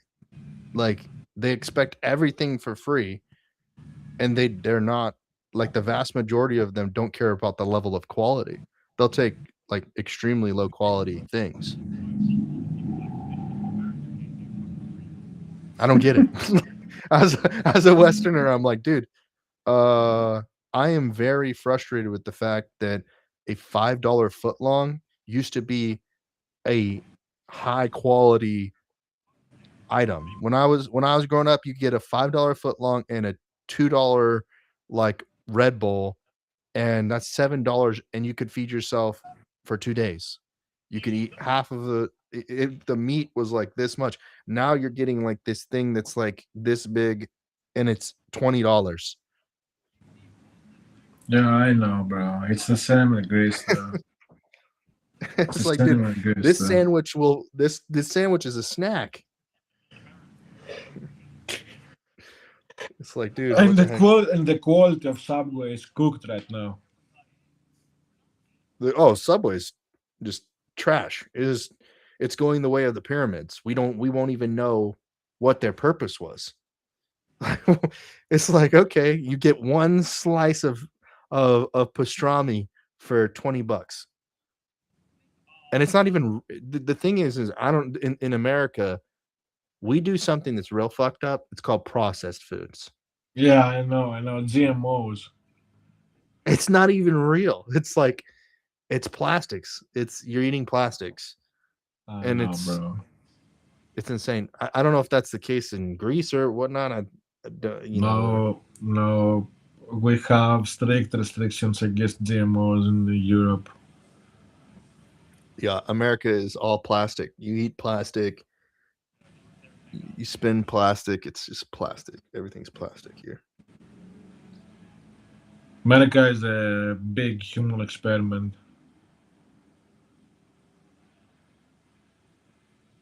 Yeah. Yeah. And it makes me think, I wonder if there's like if there's a reversal. Like, do we learn how to reverse these things? And there's some things like I was looking into I think it's called the EBU treatment. Have you ever heard of EBU treatment? I don't think so, bro. So it's like basically they take your blood, they put it through a machine, and then they put your blood back into you. They like clean up all the heavy metals and everything out of your blood. Mm-hmm. Yeah, so I think there are some technologies out there that, and who knows, maybe in years to come, they'll say, oh well, if you took out, it does too much or it does too little or whatever, you know. But there are technologies out there that could improve people's health, and if we are all eating plastic, we could probably figure out some way to reduce the microplastics that are inside of you. But that's not there's these are not going to be covered by health insurance or any sort of system, any sort of government system. You got to go out and number one, they're taxing you to take away your ability to access these resources. then you have to pay taxes on top of the service because you got to pay a sales tax. So you don't actually have the money to do it. So you got to go get a credit card. And so you got to get the interest rate on top of that. So you're going to pay additional, you're going to pay double the amount that you're paying for it. Well, Man, that's why education is important, bro. That's why education is important. Also, I ain't gonna lie, but being mathematically inclined, it's kind of a life hack in this life because people can't even understand. People can't even understand basic mathematical concepts. When I'm saying to someone this is 100% bigger than this, I mean that this is bigger than this. And he's like, okay, like nothing happened. Bro, can you imagine your slong being twice as big? You wouldn't even be able to do anything with it. So perception and understanding numbers and being able to visualize them is a very important fucking skill if you want to be able to do anything in this life, and especially in finance and technology.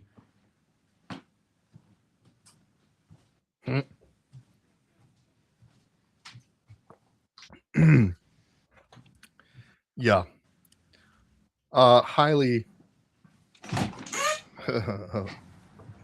highly unlikely people will learn to do those activities.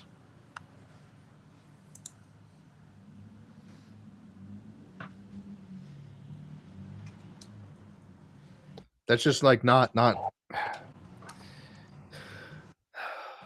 utilizing your mental capacity to do things such as learn new skills, new things isn't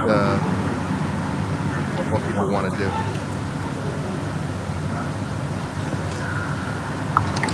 Oh, what happened? What happened to your audio? Nothing. You sound like you like it's What? It's crazy. Wait, something happened to your audio. I don't know. You went black. You got a black screen. Okay, what the fuck?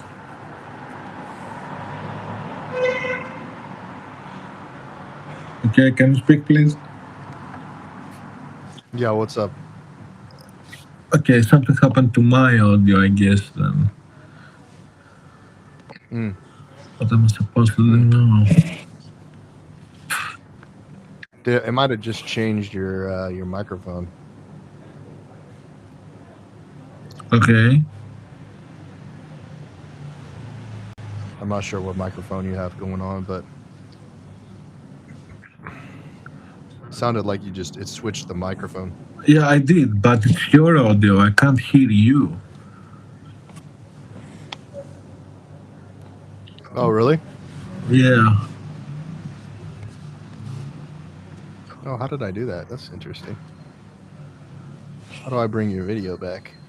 Oh, there you go. I mean, I can't hear you, but it's extremely fucking low, bro.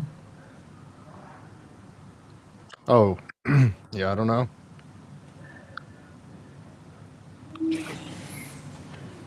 Wait, what microphone were you using before? Nothing. Everything is my iPad. iPad camera, Oh, I mean, iPad oh, I microphone. see. Oh, that's right. You didn't switch. Apple boy. I'm an Apple boy. What did you switch to? Nothing. This is still Are you about my to go to iPad. bed?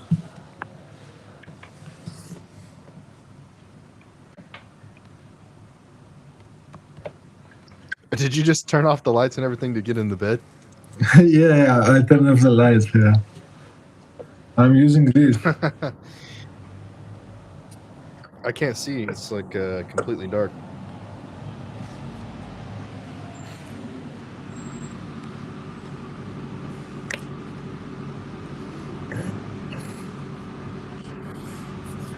Bro, bro, I can't believe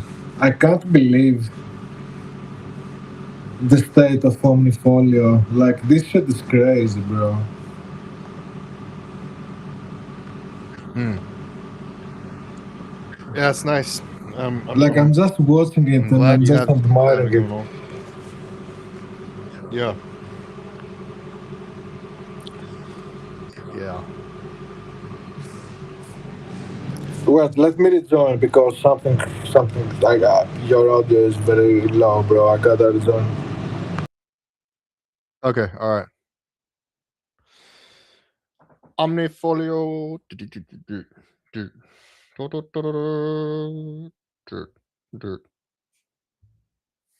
Switching up the switching up the phone, sliding around,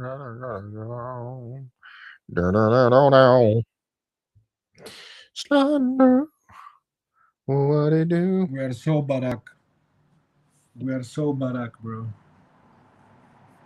Yeah, there you are.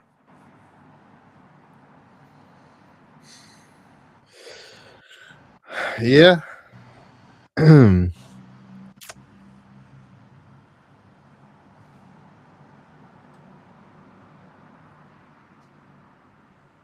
Look at all these people trying to do stuff. We're trying to do stuff. What do we got on the YouTube? Let's see.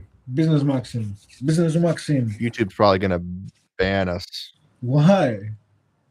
Why? YouTube is extremely tolerant when it comes to live streams and shit. Even Myron live streams on YouTube, being anti-Semitic as fuck. I think we're gonna be fine. We were not doing anything. Oh well, yeah, no. I mean, like if you do any screen sharing, they always hit me. They always give me a strike. Wait, give me 2 minutes. Gonna take a leak. All right. Yeah. Taking a break.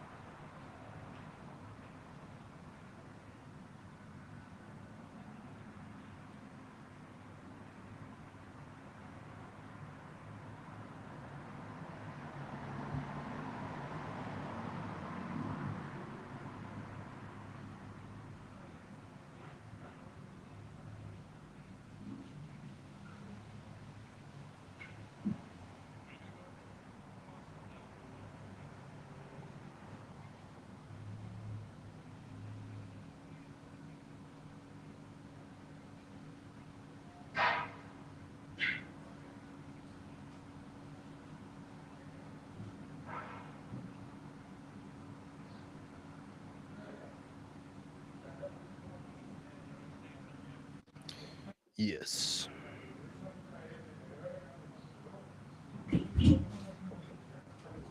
Do do do do do do.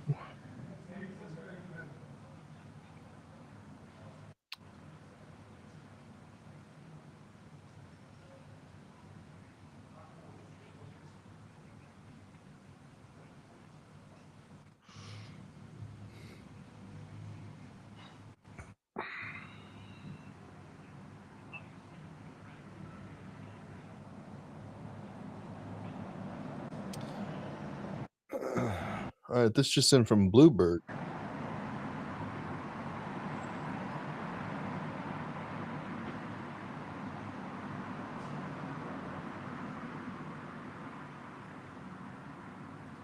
Run that back.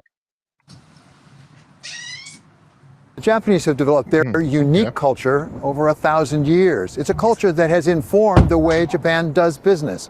Now, Japan's business is otaku. Wait, what the heck? Otaku minasan, How does this ganbatte. work? Otaku minasan, daisuki. How do you adjust the vertical?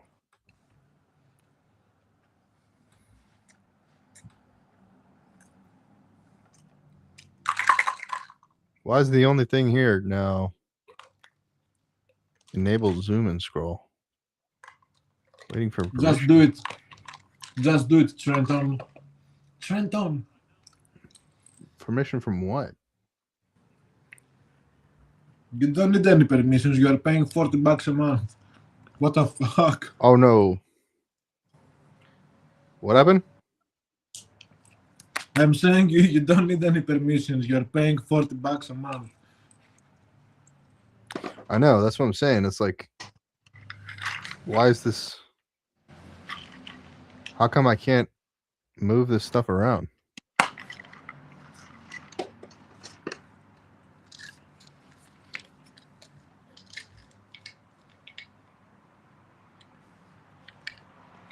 Replace? This doesn't make any sense. Why are you the only one on the stream now? It's weird. No, I can see both of us. Yeah, you can see both of us on the, but not on the vertical. The vertical is broken. So this is interesting. So they released it in beta. It's not Yeah, the vertical fully isn't up. working for sure. Yeah, they're gonna have to fix that, that's for sure. So okay, here we go. Let's see. Let's just see what they got to say here. Let's see what's cool. Japan is pursuing a new economic strategy. Peter Drucker famously said that culture eats strategy for breakfast. So what will happen as Japan's new economic strategy?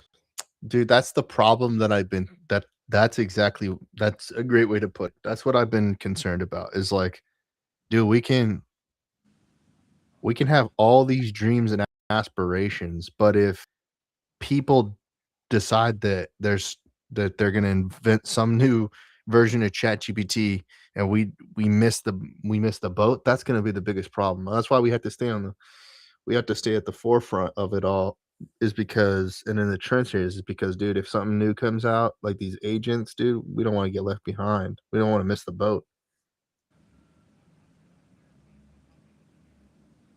Can you imagine, like,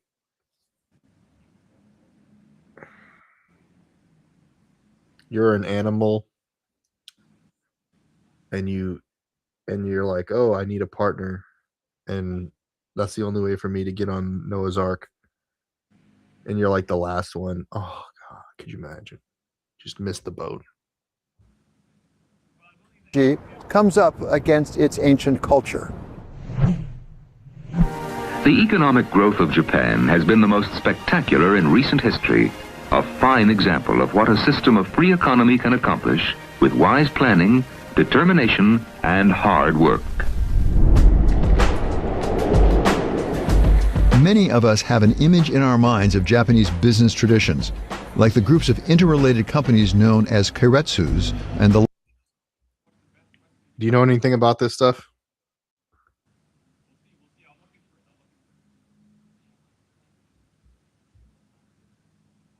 Oh, he left. Okay. lifestyles of the salaried employees who worked at them. Undercurrents of change have repositioned where Japan stands today. Maria Solis of the Brookings Institution says the image of the salaryman was always a bit overdone. The traditional image we have of the Japanese employee, the salaryman, is, applied really to just a segment of the working population.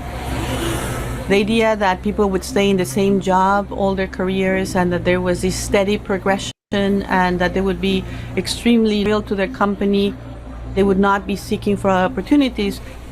But many other workers in Japan who were employed by smaller companies, never had that level of predictability. We believe that something like 38 to 40% of all employees in Japan are in these categories of non-regular workers. the corporations and the government have also tried to bring more flexibility to employment practices, and we begin to see that many employees now are doing these lateral changes, and they do not expect to stay in the same corporation all of their career. So I think that that's adding again more dynamism to the Japanese labor market. The culture is changing. Hiromi Yamaji of Tokyo Stock Exchange politely suggests that the idea of the salaryman is... Dude, and oh, people just wish they had one of these types of jobs. They just wish they all worked for Sony Entertainment and that they were bankrolling all this stuff. You wish you invented the PlayStation, or you were on PlayStation's team. Could you imagine getting money? Residual income from being an inventor of PlayStation. Wait, did you just go outside? Yeah, I just came back. What did you go do? No, nothing. I put some food in the oven and filled my bottle with some water. Ah. at the very least out of date. There was the salaryman they'll talked about. When you had a long-term job, fairly quiet, not a lot of raises, but it was a lot of stability. This is a different world. Well, yes, that's a kind of stereotype kind of image of the Japanese workers. But it's amazingly, since 2015 or 16, about 1 out of 3 new freshmen to the companies are thinking to leave the company. To join the startups is one of the most popular jobs the university students to choose. Used to be like bureaucrats or consultants or investment banks, those kind of things. But nowadays, number of students or the freshmen is trying to leave the current company. Bro, they're not leaving because they want to. The people who are leaving because they can't. They can't. They can't keep They can't living substantially like this. have a better life. No, there's no way, man. They were. Yeah, also Japan is a big country, People are leaving Tokyo, going to rural Japan and living in fucking paradise. Well, also because Japanese men are highly incels. They're the biggest ones. They have such a negative perception of women. True. And So they're like, oh gosh. In general, the they're like all these society is women. very strict. In general, the society is very And strict. join very the new militarized. startup. Yeah. And large Japanese companies are relying more on those startups, attracting new college grads. Companies like Masashi Nagayasu's Panasonic Automotive.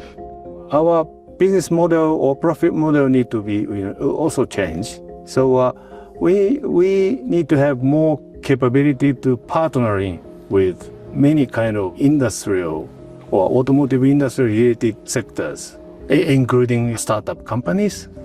Even as Panasonic Automotive changes the way it does business. Wait, where was I thought they were going to talk about a startup. Panasonic's not a startup. They must have just licensed the name or something. Look at this, a Labubu right there. Demon object. Oh, lol. And with whom? It works to preserve the best of the larger Panasonic culture, a culture established by the founder of its predecessor company, Konosuke Matsushita. At the same time, Kei Matsushita is our own company's founder. This is no change forever.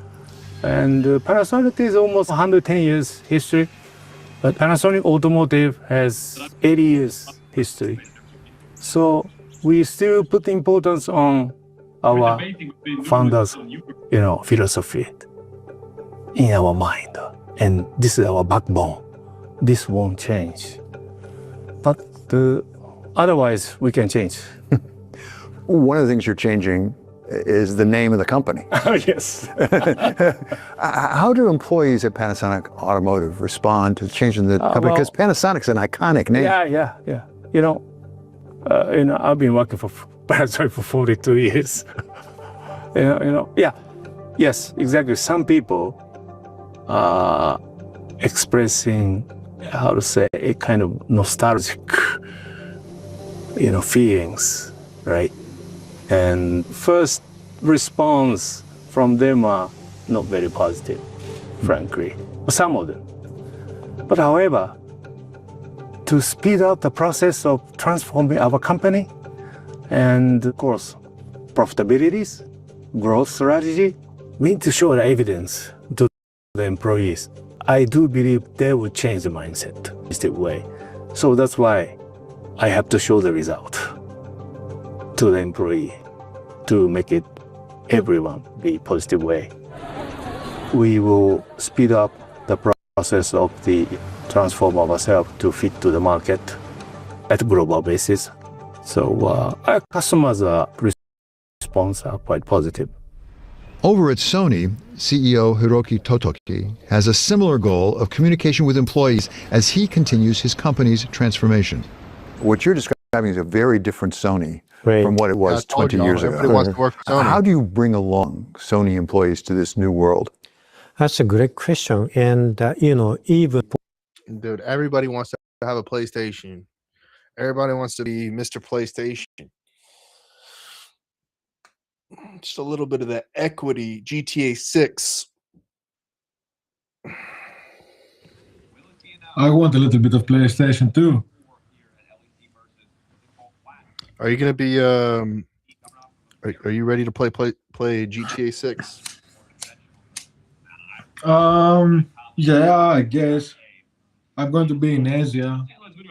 In Asia, they have internet cafes and shit. I mean, I can use my MacBook.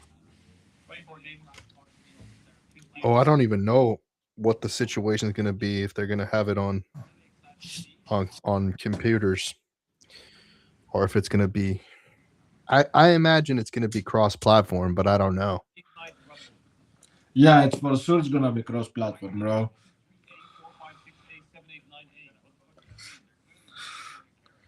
Since Fortnite found the solution, because the first version wasn't. Yeah, I know, but since Fortnite found the solution for cross-platform, there's no way that it's not going to be cross-platform. Right. I hope it is. I hope that it works well. It can be cross-platform, but maybe it won't. We'll see. See how it. Portfolio shift is a right thing from the investor's point of view, and real business has been done by the people. And if you look down to the ground, people are very committed to the current. Why aren't they talking about anime in this, man? I bet you everybody wants to work in anime in Japan. They're like, ooh, let me work in anime. Well, everything's connected, right? Panasonic, PlayStation, Sony, Nintendo. Do you see the pattern here? Yeah. All electronics manufacturers that service Western society. Game. I mean, these are Asian companies, but they have been operating via Silicon Valley, or they got funding or VC money. Yes. Yeah, well, that's why it's like this is like what Wall Street business current job, and to shift the job and the business domain is not really important. But as a CEO, most important thing is how to persuade with rationale. This is the right thing we have to do. That kind of communication is quite important to the employee. We have to transform the entire Sony, otherwise we cannot survive. And sometimes the transformation is very severe, but we have to do that. Over and above the experiences of individual Japanese company leaders and the experiences of Japanese workers, there's a larger cultural question: whether the conservatism we've seen in Japanese markets and investors is imprinted, or whether it has been the result of macroeconomic forces which have changed. Eiji Ueda of Apollo observed the back and forth between economics and culture during his years at Goldman Sachs and National Pension Fund, GPIF. For 30 years or so, Japan has been perceived as sort of low risk. Dude, something that I was just thinking about is that in America, what our corporations have done is like hired the lamest motherfuckers. Like, I mean, the lamest of our society to be the employees. CEOs. Yeah, Dude, because no, because not even that. I'm talking about like the entry level people, because they're like, oh, we need to do DEI, we need to like just lame people, like, and they have people who are deciding like HR departments and stuff like this that are like they're disappointed or they're upset how they were treated in high school. So we're not going to hire, you know, jocks and you know, cheerleaders and people who have actual like cultural representation of like the excellence of America. It's not, they're not hiring based on meritocracy. They're hiring based on ideology. But what were you going to say? so I want to say that did you know that Japan didn't have inflation for 40 years? I They heard almost something about this recently.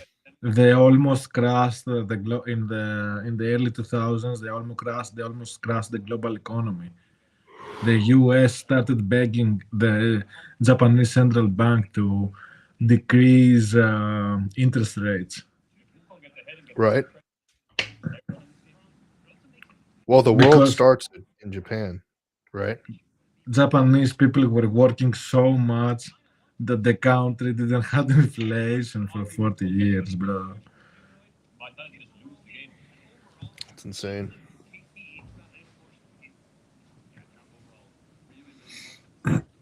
Low return. Yes. As you say, cash is king. Yeah. And it's been thought maybe that's part of the Japanese culture. Is that not right? That Japanese are not inherently conservative? I don't think so, because when I started in my career, GDP was growing, high single digit, and the 10-year yield was 6%. So I don't think this is the cultural things. People decisions with the macro environment, because the cash is the best assets to own compared to the others. And now things are different. So I think if people make a rational decision, economical rational decisions, I think people are open for various. Dude, this must have been made 6 months ago. You know, because cash is not king right now. Cash is worth, if you're not, they say 5 hours ago this came out, man. Dude, there's no way.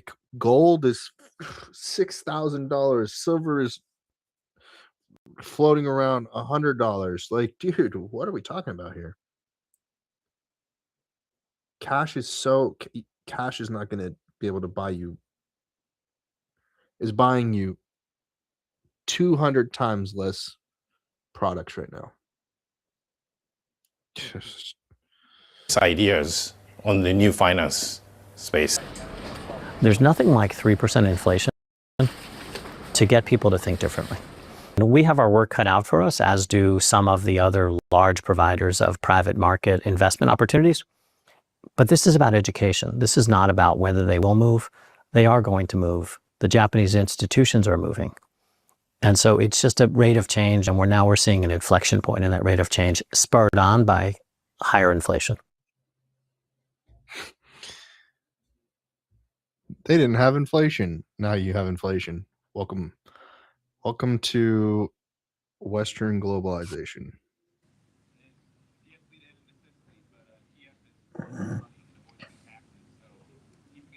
You were talking about your YouTube algorithm the other day. Look at my YouTube algorithm. Like, just complete pessimism. What did I just click on accident?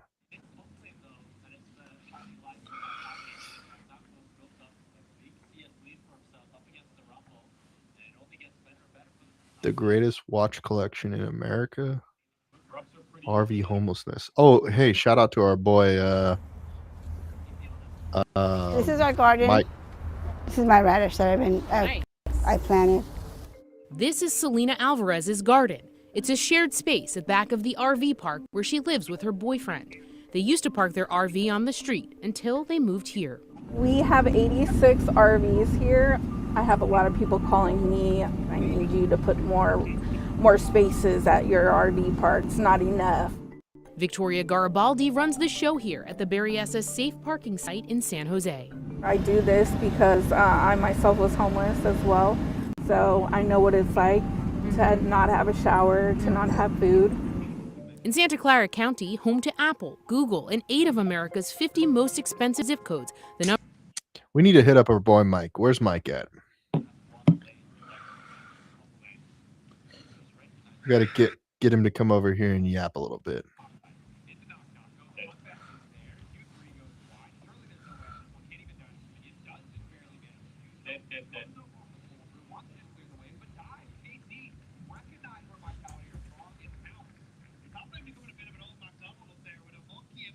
Can afford to leave bulk because the Seraphine Brown is the most AFK useless thing in the game.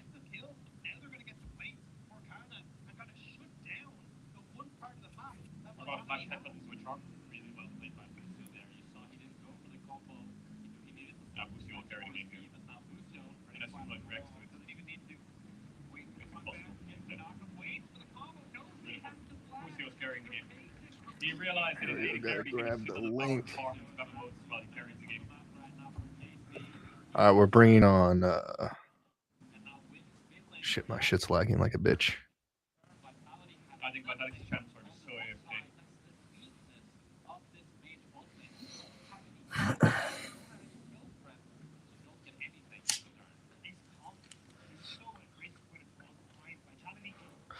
All right, coming onto the show now is Mike Mikerson.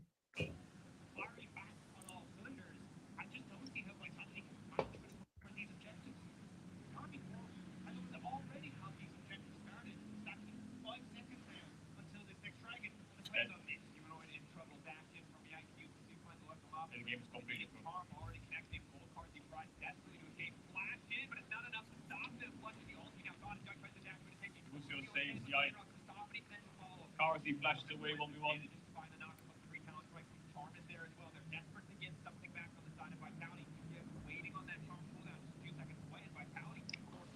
Where's Maggie? Taking his sweet ass time.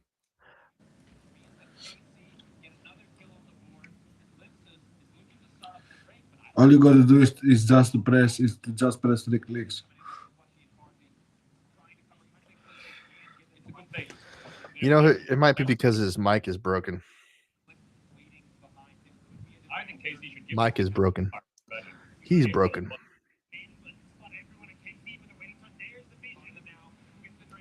Let's run this. The number of people living in RVs full-time in the region has surged. County data shows the portion of homeless People living in individuals RVs. sleeping in vehicles has more than doubled since the pandemic. Yeah, that's why I'm bringing on Mike. Just waiting for him to click the link.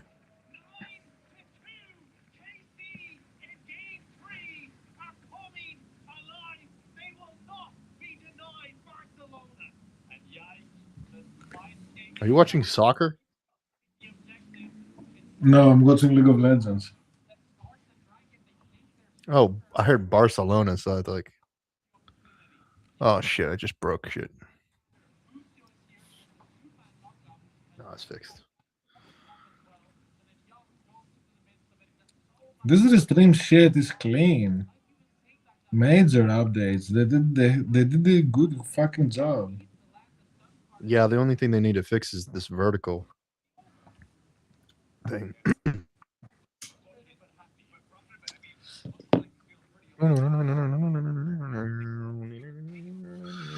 Where's this Mike guy?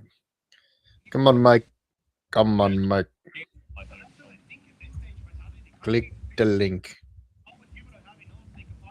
Join the show.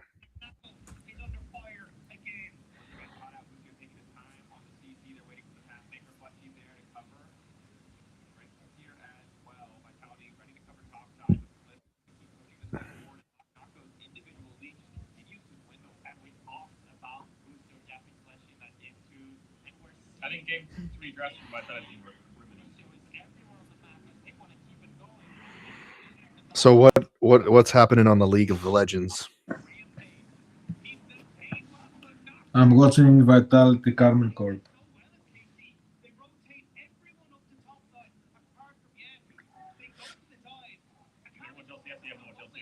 But LCS game started in 10 minutes, right? And it's KC just running around this map, macroing Vitality. It is such a good one for KC because honestly, guys, bro, I'm gonna miss like a bit of the first game.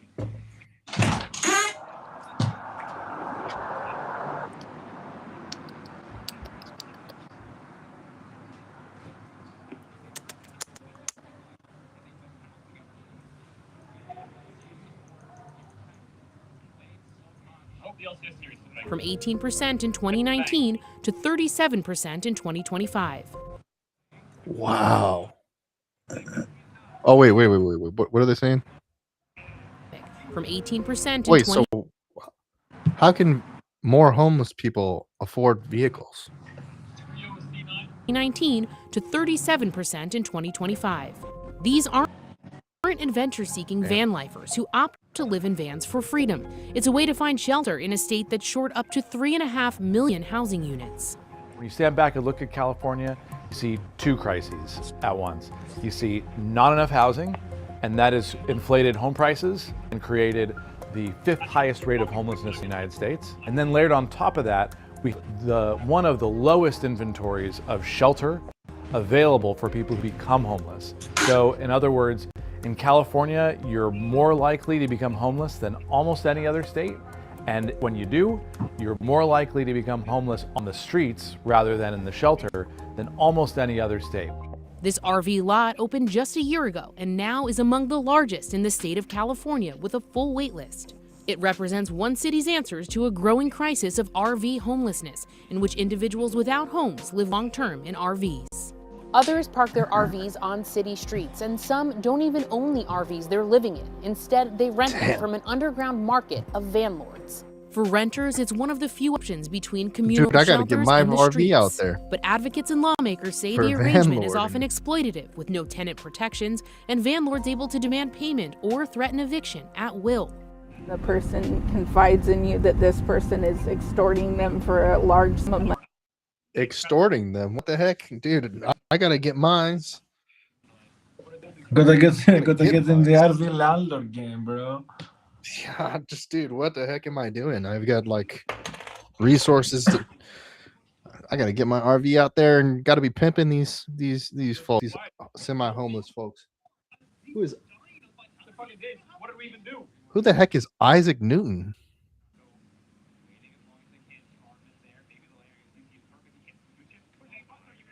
Wait a second. You got some headphones on now. Where's your mic?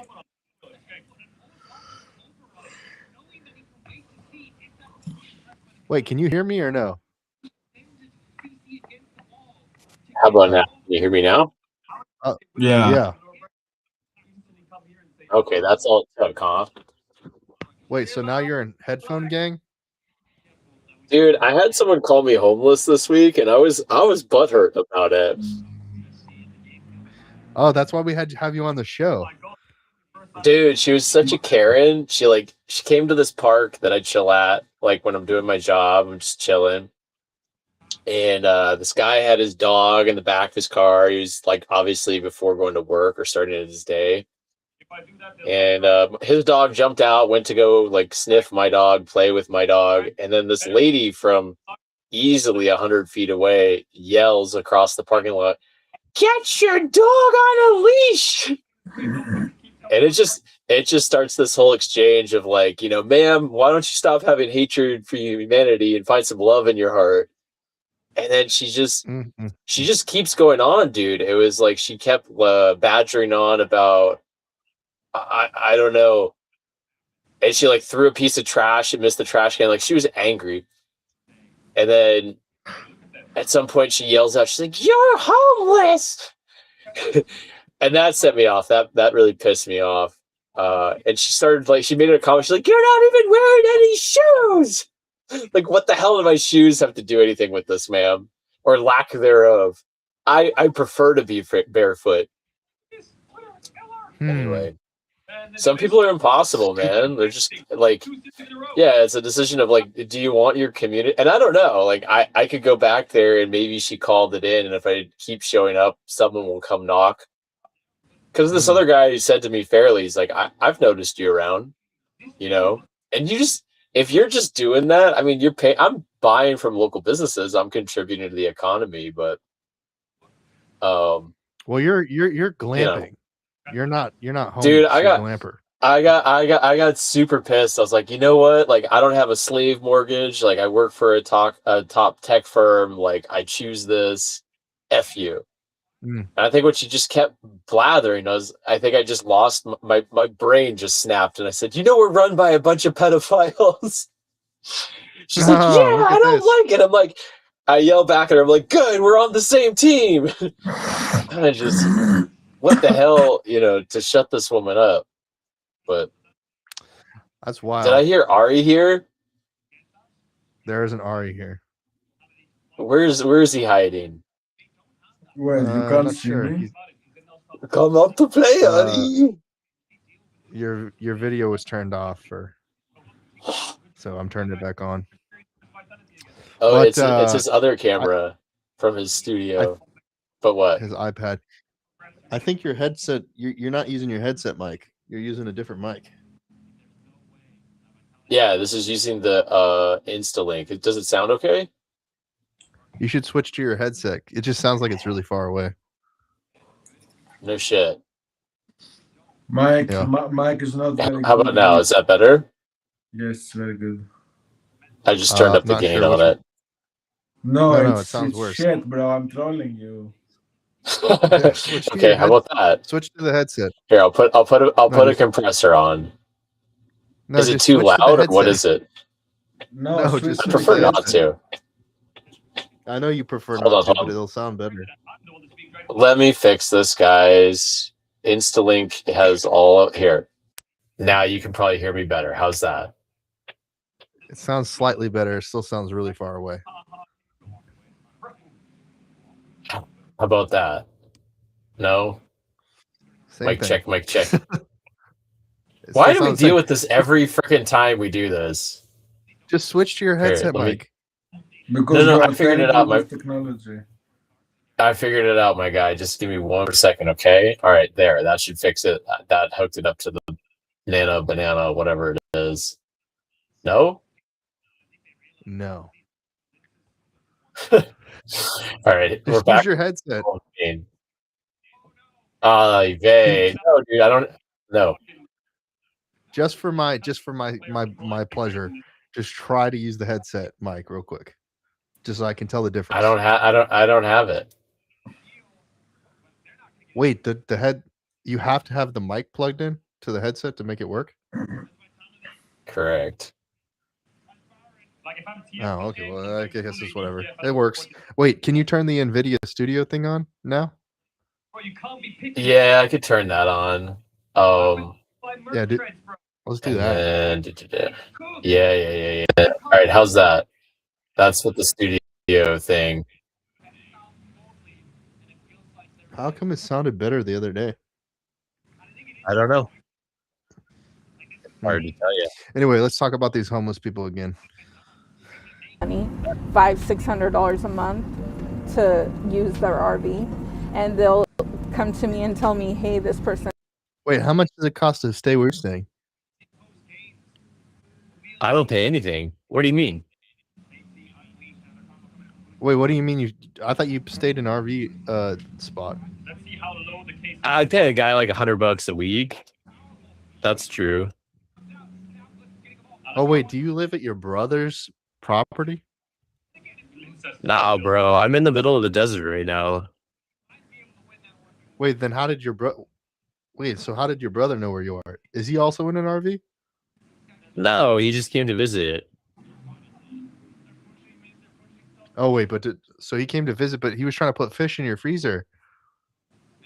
Because he's a weirdo, and someone gave him fish as like a gift. Because I guess they look at him and think he just wants to eat more food. Oh, really? Okay. So you don't live in an RV park? No, bro. Why would I do that? Because I thought you were in the woods. Yeah, but the woods isn't an RV park. What? I don't understand. How are we not computing? What are we not computing? Oh. No, I thought you were on like a. I thought you were like at one of those whatchamacallit parks, ROAs. No, I'm not familiar with what you're talking about. But no, I'm in Like just the middle of the desert. I'm out where just Recreation people are of like America. shooting guns. Yeah, you just go out through public lands, my man. America? America. In America. So okay, so you're off the grid glamping for $100 per month. Wait, so No. you I have pay a solar guy $100. panels If on I them? if I want to roll into town, I pay a guy $100, and then I'm free to use it, all week. No man's It's under land. He's in the no table man's deal. Ooh, no taxes. I mean, to be fair, he could always just park somewhere, anywhere, and just that, I guess. Yeah, tax that's all on you have to do. tips. You go somewhere, you park, and that's it. You don't need to do anything else. I'm still simultaneously trying to figure out the audio issues. I can see the mic; it's not far, but you guys tell me no sounds matter fine what right I now. do. Oh, it does. That's sounds good. good. I'm glad to hear that. Yeah, That's good. All right, Yeah, great. We this won't works. touch it again. All right, let's see what else these homeless people are doing. Hasn't paid me rent, I want to come in and kick them out. I don't let them on the site or on the property.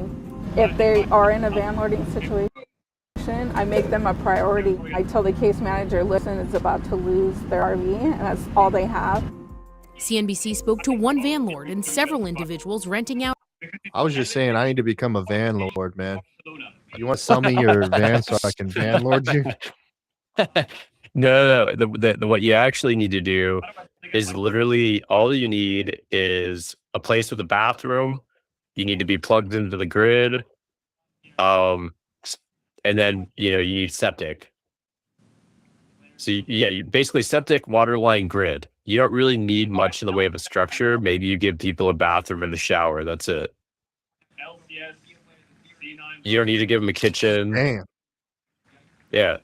So I saw some minimal shit when I was in Mexico, and this is like even more minimal than the shit I saw in Mexico. You get me?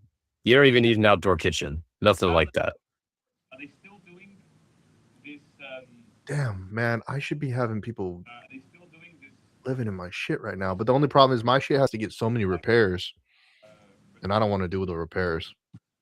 What do you mean? What are you talking about? It needs like a brand new air conditioning. It needs like new weathering seals. Yeah. If then, I could probably get like $800 per month out of somebody. Okay, so are you saying, this is where I'm not following. You're saying you have an RV already? Yeah, I already have an RV. Yeah, but it's just like, it's not like what yours kind? where I could van lord you. Like a trailer hitch. Okay. Travel trailer. Yeah, I think that's crazy that there are people that, I don't think my thing is like top of the line, right? There are people in these Sprinter vans that they're putting down 80K, 120K. Yeah.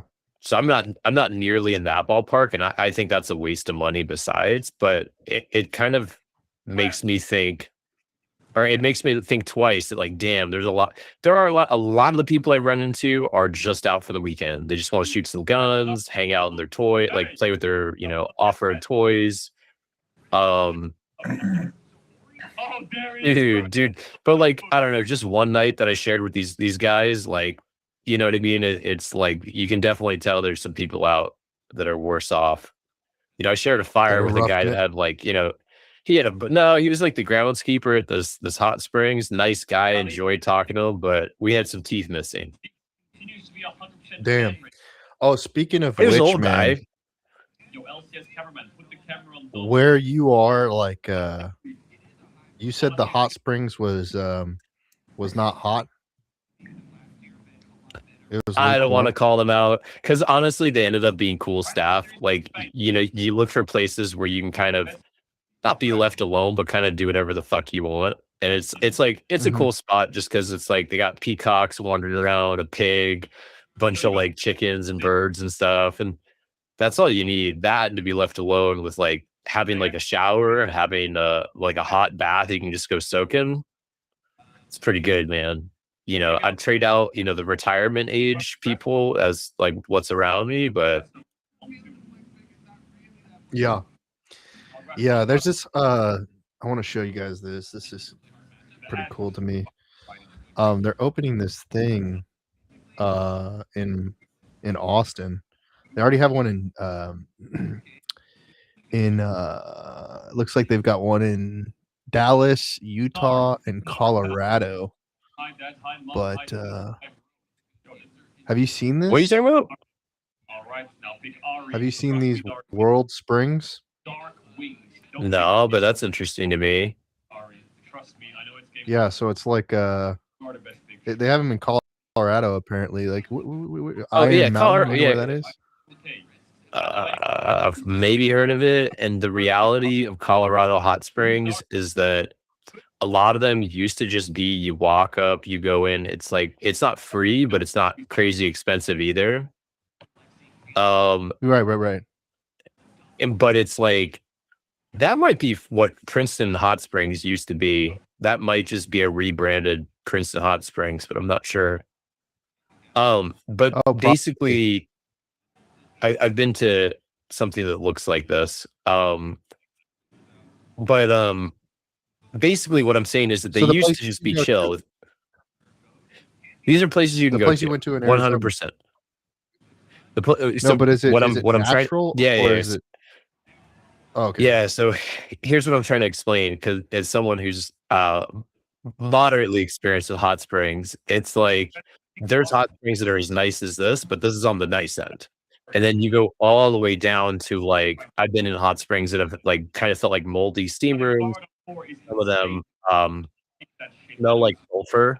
It Okay. smells the whole time that you're there. And then a lot of them are just like they're not bad, but they're just not really clean and pristine looking like what we're looking at on screen. And then the other thing Right. is that it used to be that you could get it could be really chill. You'd roll up to the hot springs with a group of friends. Like, let's say you just gone skiing or snowboarding all day, decided like, hey, let's go to the hot springs before going home. You roll up Yeah. there and without a reservation, you pay like $30 and you can chill. Oh, But okay, a yeah. lot of that's changed.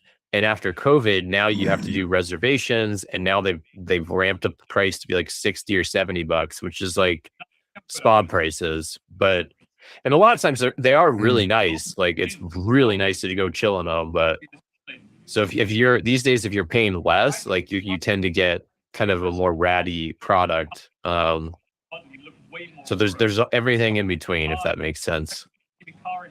Well, I was fixing to fork out the $2,000 per year to just be able to get a 24/7 or not 24/7, but 20 whatever it is. I think it's like 14/7. You know, pass so Okay. that you can go and just like go anytime you want. But yeah, I think you have to. I think the way the reservations work is for the spa only. So if you want to use the spa, you have to do the reservation. So I imagine the spa is like what the saunas, the fucking internal stuff.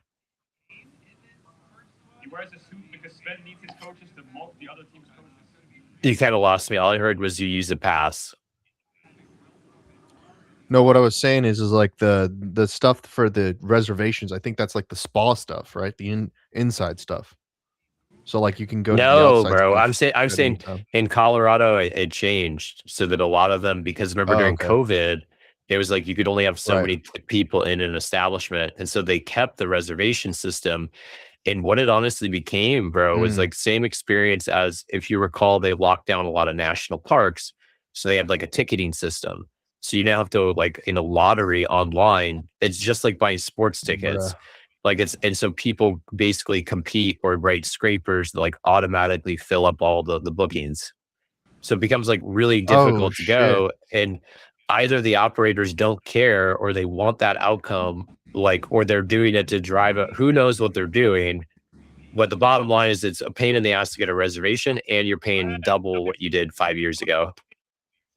Oh, it's $100 for a day pass for the one that's being open up See? near me. That's what I'm saying. And that's why becoming a member sounded so good. It's like $1,700 a year, and you can go anytime. And the only reason why I really want to go is to meet hot chicks. Do you think there are hot chicks there? Have you met any hot chicks? Hot springs is more where you roll up with women, or if you roll up as a group of dudes. Yeah, it could work if you roll up as a group of dudes. Like I'm thinking Colorado, right? It'd be really common that, let's say you're with your guide buddies, you're snowboarding all day. Perfectly, like whether it's the hot tub in like the ski lodge or it's a hot springs, yeah, 100%. It's happening that way. But if you roll up solo, it's less. It could work, but that's a different vibe. I wouldn't know what to say about that. Yeah, because like it's like like in Germany and stuff like that, you can go to the hot springs and like a FKK club. You can like meet chicks and they have like rooms and stuff for you. But like in America, they don't have that type of stuff, so you can't like hook up with chicks there. Like it's illegal. Not illegal, but you know what I mean? There's like no space for it. Ooh, look at all these cabanas are sold out too. So how much is a cabana? Like another $100 on top of the day pass? Oh yeah, now you're talking like Mexico, resort style pricing. Yeah, now you're paying like $250, just for the cabana type of thing. Oh, 100. Here we go, 100 for a basic ass one, I guess. Okay. So the one that you went to, how much is it? And it's like in between, like moldy and nice.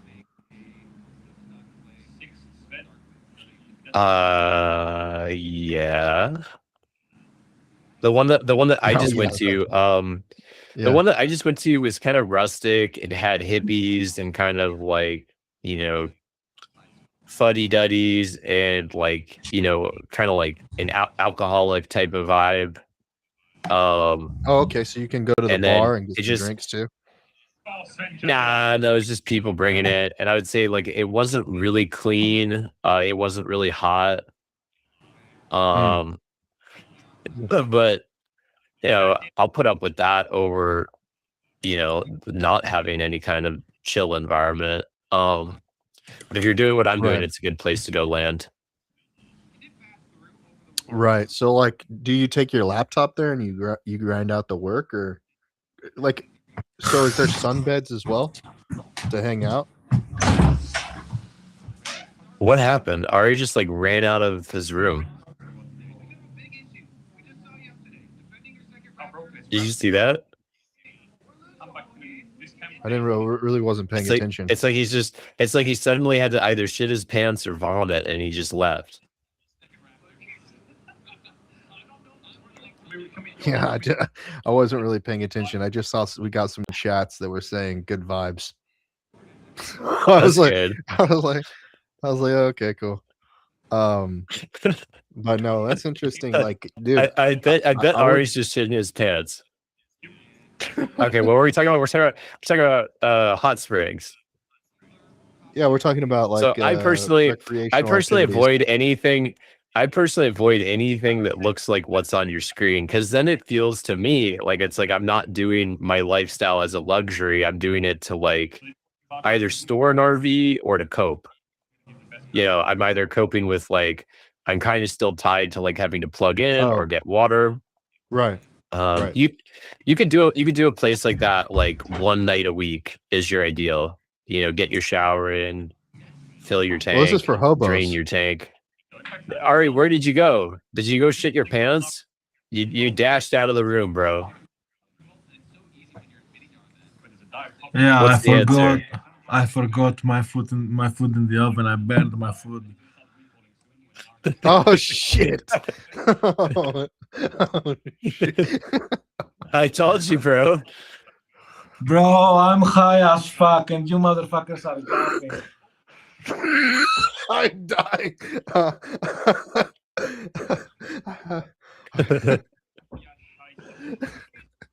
Wow. Bro, that's fucking retarded, bro. I'm hungry as fuck, by the way. That's the hugest worst part. The moments we have, the moments we share. I feel like I haven't eaten in a fucking week. I buried my fucking food. We've all been there, buddy, like when we were 18 years old. Fuck you, bro. Oh, so high that you're like so depressed now. Oh, dude. Oh my gosh, dude. I'm gonna eat What my happened to your fucking oven? fingers.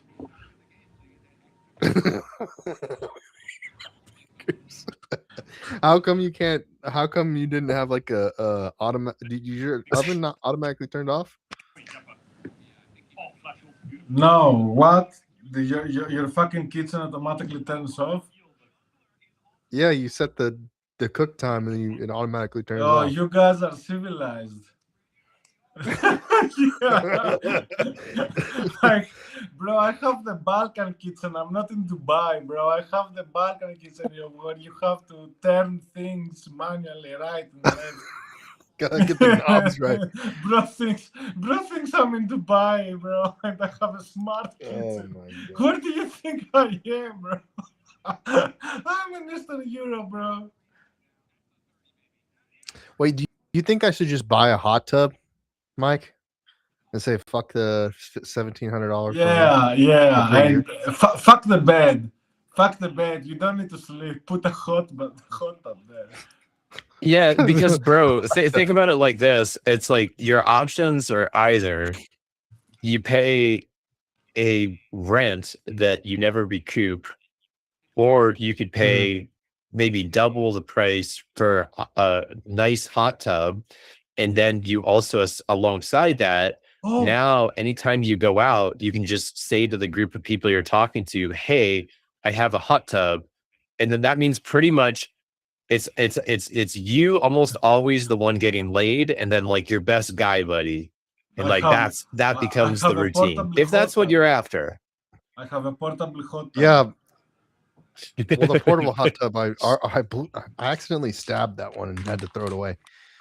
So the blow up hot tubs, like, they don't last for very long. I don't think you could do a blow up like a hot legit tub, one. Trent. That's not classy. You have to have a stationary, wood on the outside hot tub. I agree. Yeah. I agree. The only thing is, I'm not gonna be here much longer. I'm gonna be here for like 3 more months, I think, and then I'm out of here. But that's why the hot tub is attractive, Trent. It signals stability. Where are you going? I don't know. My parents are gonna flip property. So then, really? Yeah, and then I'm gonna. Bro, that's a have a little great bit of move. money. Congratulations. Yeah. Your parents are caring. This is the best time to sell real estate. Your parents are doing the best move ever. Financially speaking, I don't know if you hate it or anything, but financially speaking, that's the best move. You guys are making money now for sure. Yeah, I don't know. This place is it's a lot of land, and they're gonna try and buy more land, but they don't want. This setup was kind of like, the setup was not for them. So they're trying to find a better place that has more land but less upkeep, or just a different type of upkeep, because this place is like, it's tough here. There's just no, it's like off the grid pretty much, and no stuff for like, Oh my god, I thought an eldering boss. nowhere. There's nothing around here. So yeah, time to find some other place that's a little bit more, suitable. But let's see what these homeless people are doing. Out RVs in varying states, some very well kept, others falling apart. None agreed to appear on camera as the issue is contentious and, in some cases, illegal. San Jose enacted a law last year to crack down on the practice of vanlording, banning people from renting out RVs as housing on city streets. When people rent in apartments, there are rules they must follow. Damn, that's fucked up. What happened to free trade and what's the other thing? You know, this is why I looked at it and I thought I really can't do California because it's just not. It's a bit hostile, I guess, is what I'm trying to say. It's hostile to this lifestyle. It's more accurate. Sorry. Yeah, because you're van lifing and it's like they're like, oh, you can't do that. You're gonna have to find a house to live in. Wait, there's no houses to live in. They're gonna exactly. Well, and the only problem with that is that it's like every other. The way I experience it, the reason it doesn't deter me is I think I experience all of these dynamics the same, where there's consolidation, there's like restricted choice, and then there's no oversight or regulation of the restricted choice. So that means you basically have these monopolies that get to increasingly abuse me, the consumer, as much as they want. So when I hear something like, oh, you have to pay rent in a city, I hear you have to get fucked, to which I say, get fucked. You know what I mean? Like, I'll live out in the desert and chill like I am and make do, like, rather than like get on my knees and suck the balls of, whatever, private equity backed rental company. Hell no. Fuck that. Never again. They can suck my dick with their fucking lost revenue. Gonna bend the knee. We are never gonna bend the knee. Ayatollah Khamenei. Yeah, just that. Just stick with that, Ari. Ooh, I love America. Alu Akmam. No. I love grab America. a pretzel here in a bit. America is the greatest country on earth. And I need to figure out how to get some Velveeta cheese. Fucking A. No, don't speak about food. Bro, you can just order something. I don't want to. I just wanted to eat my shit, bro. Like, why the fuck did I burn it? Damn, I feel bad. I feel like I'm somehow, responsible for your burn. What was it you were gonna eat? Well, I got a couple sandwiches. So you say he has a couple sandwiches? Yeah. What kind of sandwiches were you trying to eat? Yeah, what kind of sandwiches? With egg, ham, cheese. What kind of salad? And that was in the oven? Yeah. So you were only trying to toast it? Well, it's not actually toasted. But yeah. Oh my God. You should have ate it cold. No, I hate that, bro. Yeah, now he's just suffering with his own decisions. Who do you think I am to eat it cold? Do you think I'm a were peasant? a savage. Do you think I'm a peasant? Do you think I'm a savage? I thought you were a savage. I thought you were. I thought you were a madman. But no, you think I'm a barbarian? Barbarian. No, I guess not. Barbarian. Yes. Yes. Tenant rights, but renting in an RV doesn't really have the same protections, and it's very damaging for the people who are renting. Cohen says there's also pushback in neighborhoods. God damn, look at that. People be living on the side of the road in Los Angeles. It's slumlords. It's slumlords that bought into the rising home price. So this is what it is. the slumlords and people that also stand to gain by appreciating home prices are basically treating that entire economy like a Ponzi scheme. And so the homeowners want the slum, they do and they don't want the slumlords, because the slumlords, if they don't maintain the property, bring the price down. But otherwise, what happens is that if the slumlord feels like he can make a buck, then he'll buy at a higher price because he feels like he has something to gain as an investment property. So the homeowners and the slumlords want the same thing. Yeah, but which if we're doesn't- being honest here, let me show you something. I live in an apartment, okay? So let's see what happens when I open this door. You want to see I'm in the middle outside my of door? the street. I'm homeless. Oh shit! Here, I'm in the desert. Yeah, look where I am. I'm in the middle of the streets. I can hear cars, homeless people are passing by. We really aren't adjusting the brightness on my. There's the desert. Yeah, so after seeing that, who's more homeless, me or Mike? I will say me. Yeah, because you have to live in a city among all like the drug addicts and meth addicts and whatever. Bro, I just opened my door and I found myself being homeless in the middle of the fucking street. And, it's real freedom. Real freedom to do what I'm doing. You gotta don't mind the Karens that got a problem with what you're doing, I guess. Have become entrenched. The city now has 2 safe parking sites that can house up to 128. There's another one that blows my mind. I think it's I gotta open up another tab to find this one, but it's I think it's the Amsterdam. We need some dopamine maxing. This video is very boring. We need dopamine maxing. Yeah, I got this. We need dopamine and cortisol maxing. The fuck, dude? Dopamine maxing. Dopamine and cortisol maxing. Especially the cortisol part. My man's on meth. I am on high concentrations of nicotine. I think this is what we just have to do every day from now on, every single day. I ain't got anything better to do. I'm homeless. Have y'all seen this? You're a globalist. They look like garages or shelters for hikers, but these wooden sheds in Zurich, Switzerland, are part of an initiative to regulate prostitution.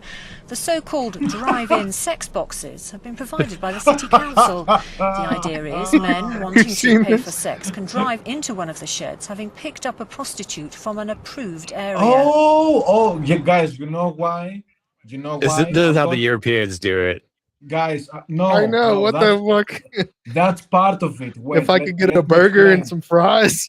Wait, let me explain. My favorite thing is to go McDonald's McDrive, pass through a certain spot, find a specific Albanian hooker that's in the middle of the street, take her, fuck her in the middle of the street, then eat my McDonald's. That's the best. But I'm talking about. But obviously the Swedes are civilized and they made specific boxes, parking lots for you to do the deed. Dude, I need to get my burger and fries and a large Coke and a hooker on the side. That's the ice cream on top. I'm gonna get a blowjob after. It's so funny. We've had a problem here which has been getting worse over the last few years, especially regarding Roma women, some of whom were being forced into prostitution. Wait, that's your people. Yeah, that's me. Getting forced into prostitution by the economy. Yeah, that's me, dude. This was a degrading situation which we really had to stop. We had to stop it. It's hoped the sex boxes will persuade prostitutes to sell their services away from residential areas in a safe environment. The sheds are all equipped with alarm. There's a clip going around. Let me see if I can find it. Oh, jeez. It was on. I think it was on on TikTok. I don't think I saw it on YouTube, but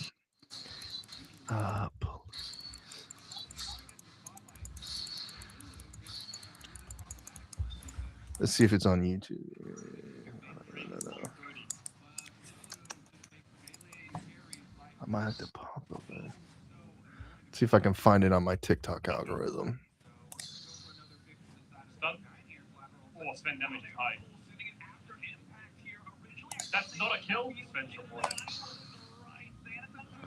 Where? How do I find the history?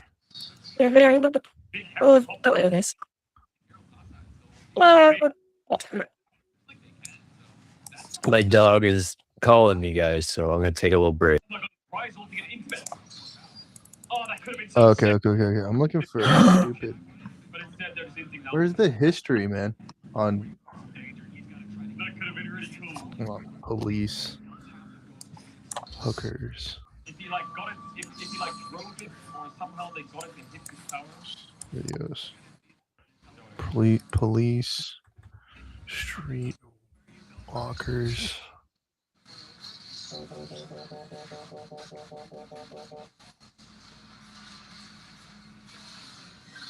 Dude, where's the video that I'm looking for? Dude, I hope I can find it.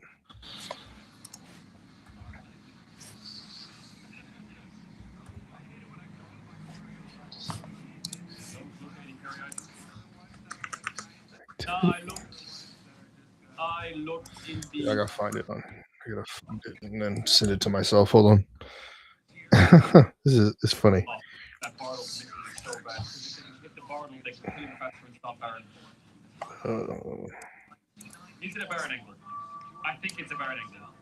I think Corky fucked that midway, click here, and TV was when I could flip the game. Who said that? That's what they should do.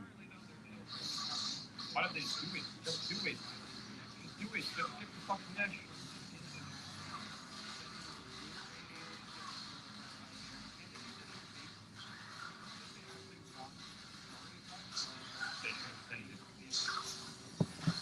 They have a vessel.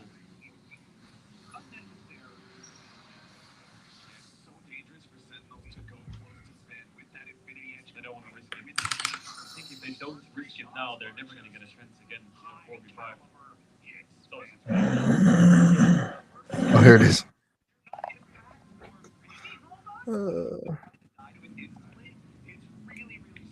Because they traded a kill on side for free. And they did Send it nothing. to myself. There we go. Another one sold one. No, TikTok. There we go. So unless they can make alpha now, they can't be burned. They have to kill you fully on side. They have to like send it on risk when it's too far up. So alpha smart, you won't do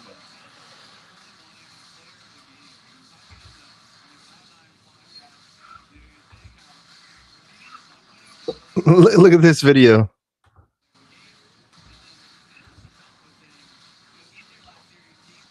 Walk, woman.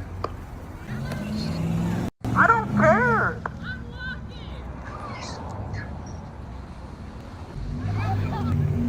Man! Do you want me to arrest you? How many kids you got? Jeez, those stretch marks. It's on your heels and walk, woman. The streetwalkers.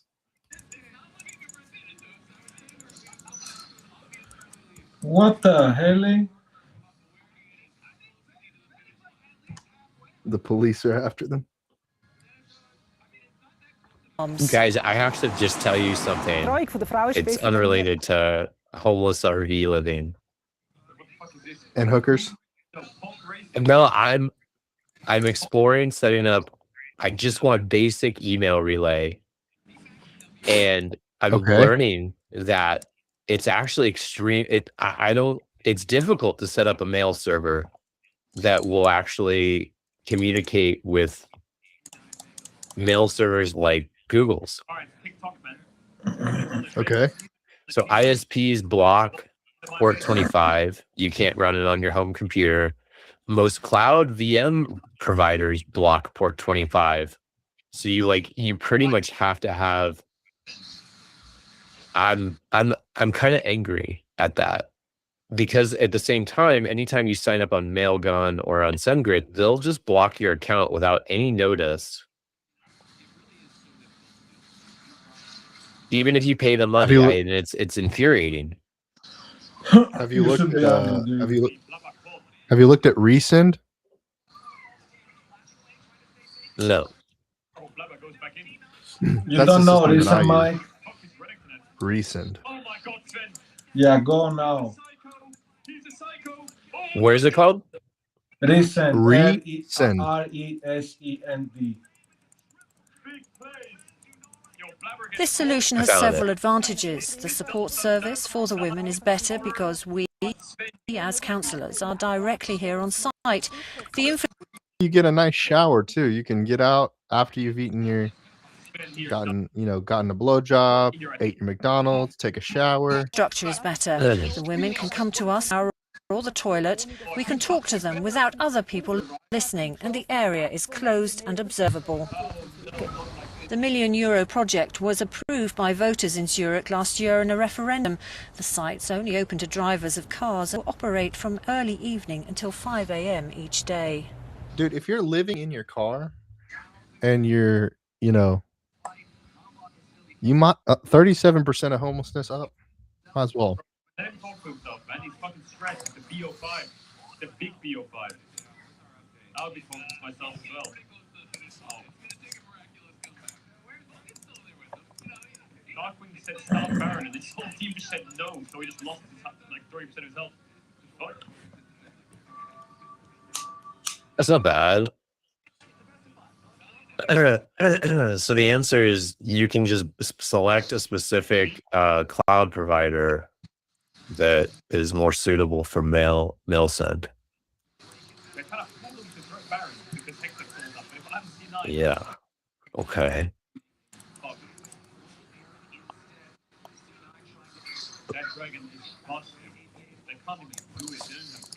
Self-hosted mail. Add your own affordable email server. Change your email server. Build your ideal mail server. Variety of server configurations.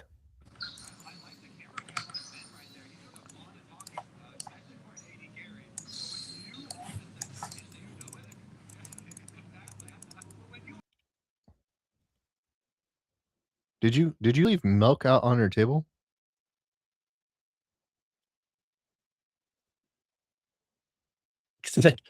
I did. That's embarrassing, but yeah, it's just almond milk. What happened to the Ariosa? What's the Aria Aria? get knocked off the stage? Oh, who knows? Aria's who knows?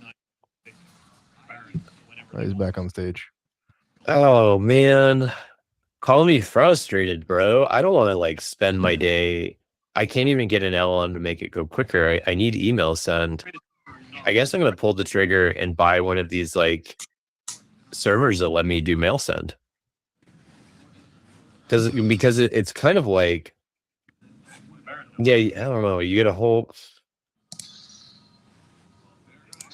Basically, it's like you get unlimited send. I don't know, man. Hard decision. Is the wind blowing like crazy? Where I am? The wind is crazy over here. Is the wind crazy over there? I don't know, bro. I'm in like a different part of the world. No, not really. You're not too far away from me. What are you in Texas? Yeah. Okay. Like Western Texas? Central. Oh, okay. Like near Austin. Yeah, near Austin. Yeah. Are you north?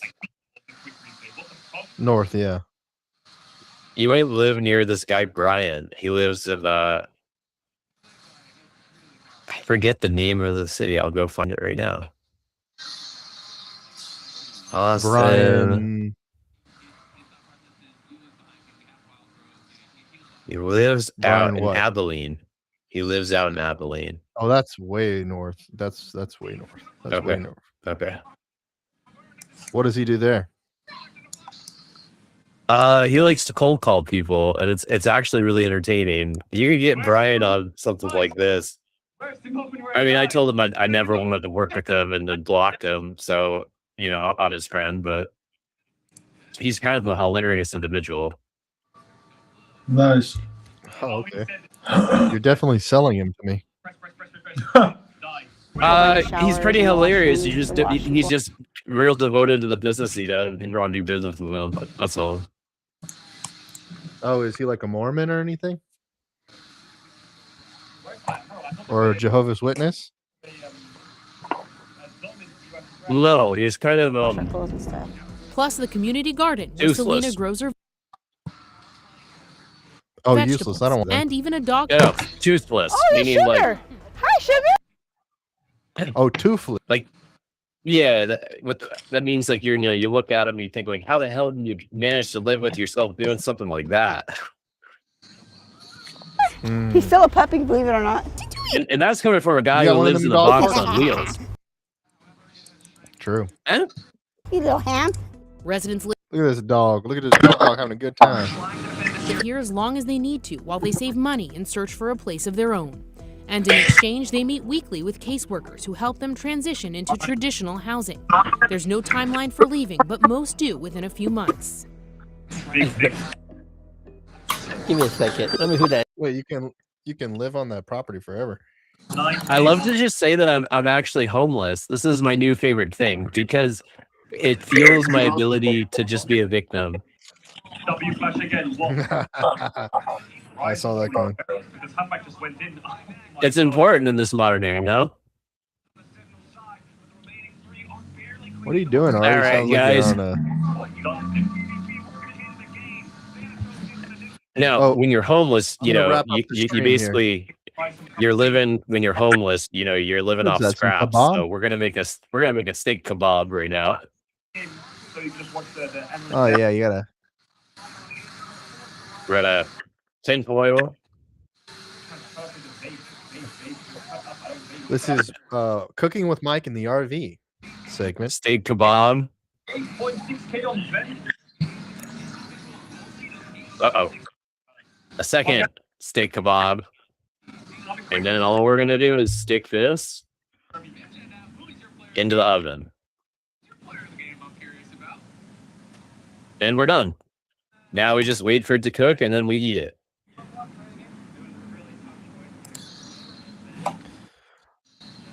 All right, my boys.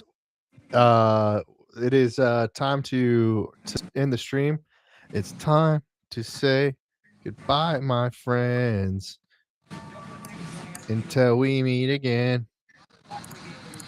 It's been fun to hang and sing together out of the box. But it's time to say goodbye. Boom, boom, boom, boom, boom. Did you like rip that off of Mariah Carey or something, bro? You don't remember the television show Out of the Disney Box? ass theme song music was that? That's Out of the Box, baby. Out of the box. All right. Out of what box? Conclusion. And into what room? The show out. Okay, hold on. Hold on. Now, before we Is this like some out of the closet metaphors? Out of the box. Or this is some weird like rabbit at a kids party bullshit. What are you talking about? Everybody knows Out of the Box song. No, I don't know what you're talking about. You ready to sing goodbye? I am. Don't torture us. Oh no one asked for this.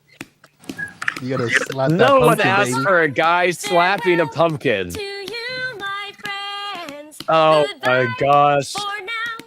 Until we meet again, I say so long. This is like a core memory for Trent that he didn't clue us in on. Goodbye for now. Until we meet again. It's been great to play and sing together. In the box. And now it's time to In the box. say goodbye. In the box. Farewell to you. Everybody wanted to get inside of her box. Goodbye for now. Until we meet again. Goodbye. Yeah, just go there. Try it. Until we meet again. You're watching the Out. Wow. That's right. You know, That's it out really the just brained up box. my day. You gotta shine, baby, shine. That's that shine. Sure. I guess that's necessary. Oh. All right, y'all. You I'll be keep seeing on you. keep on I'll be seeing shining. you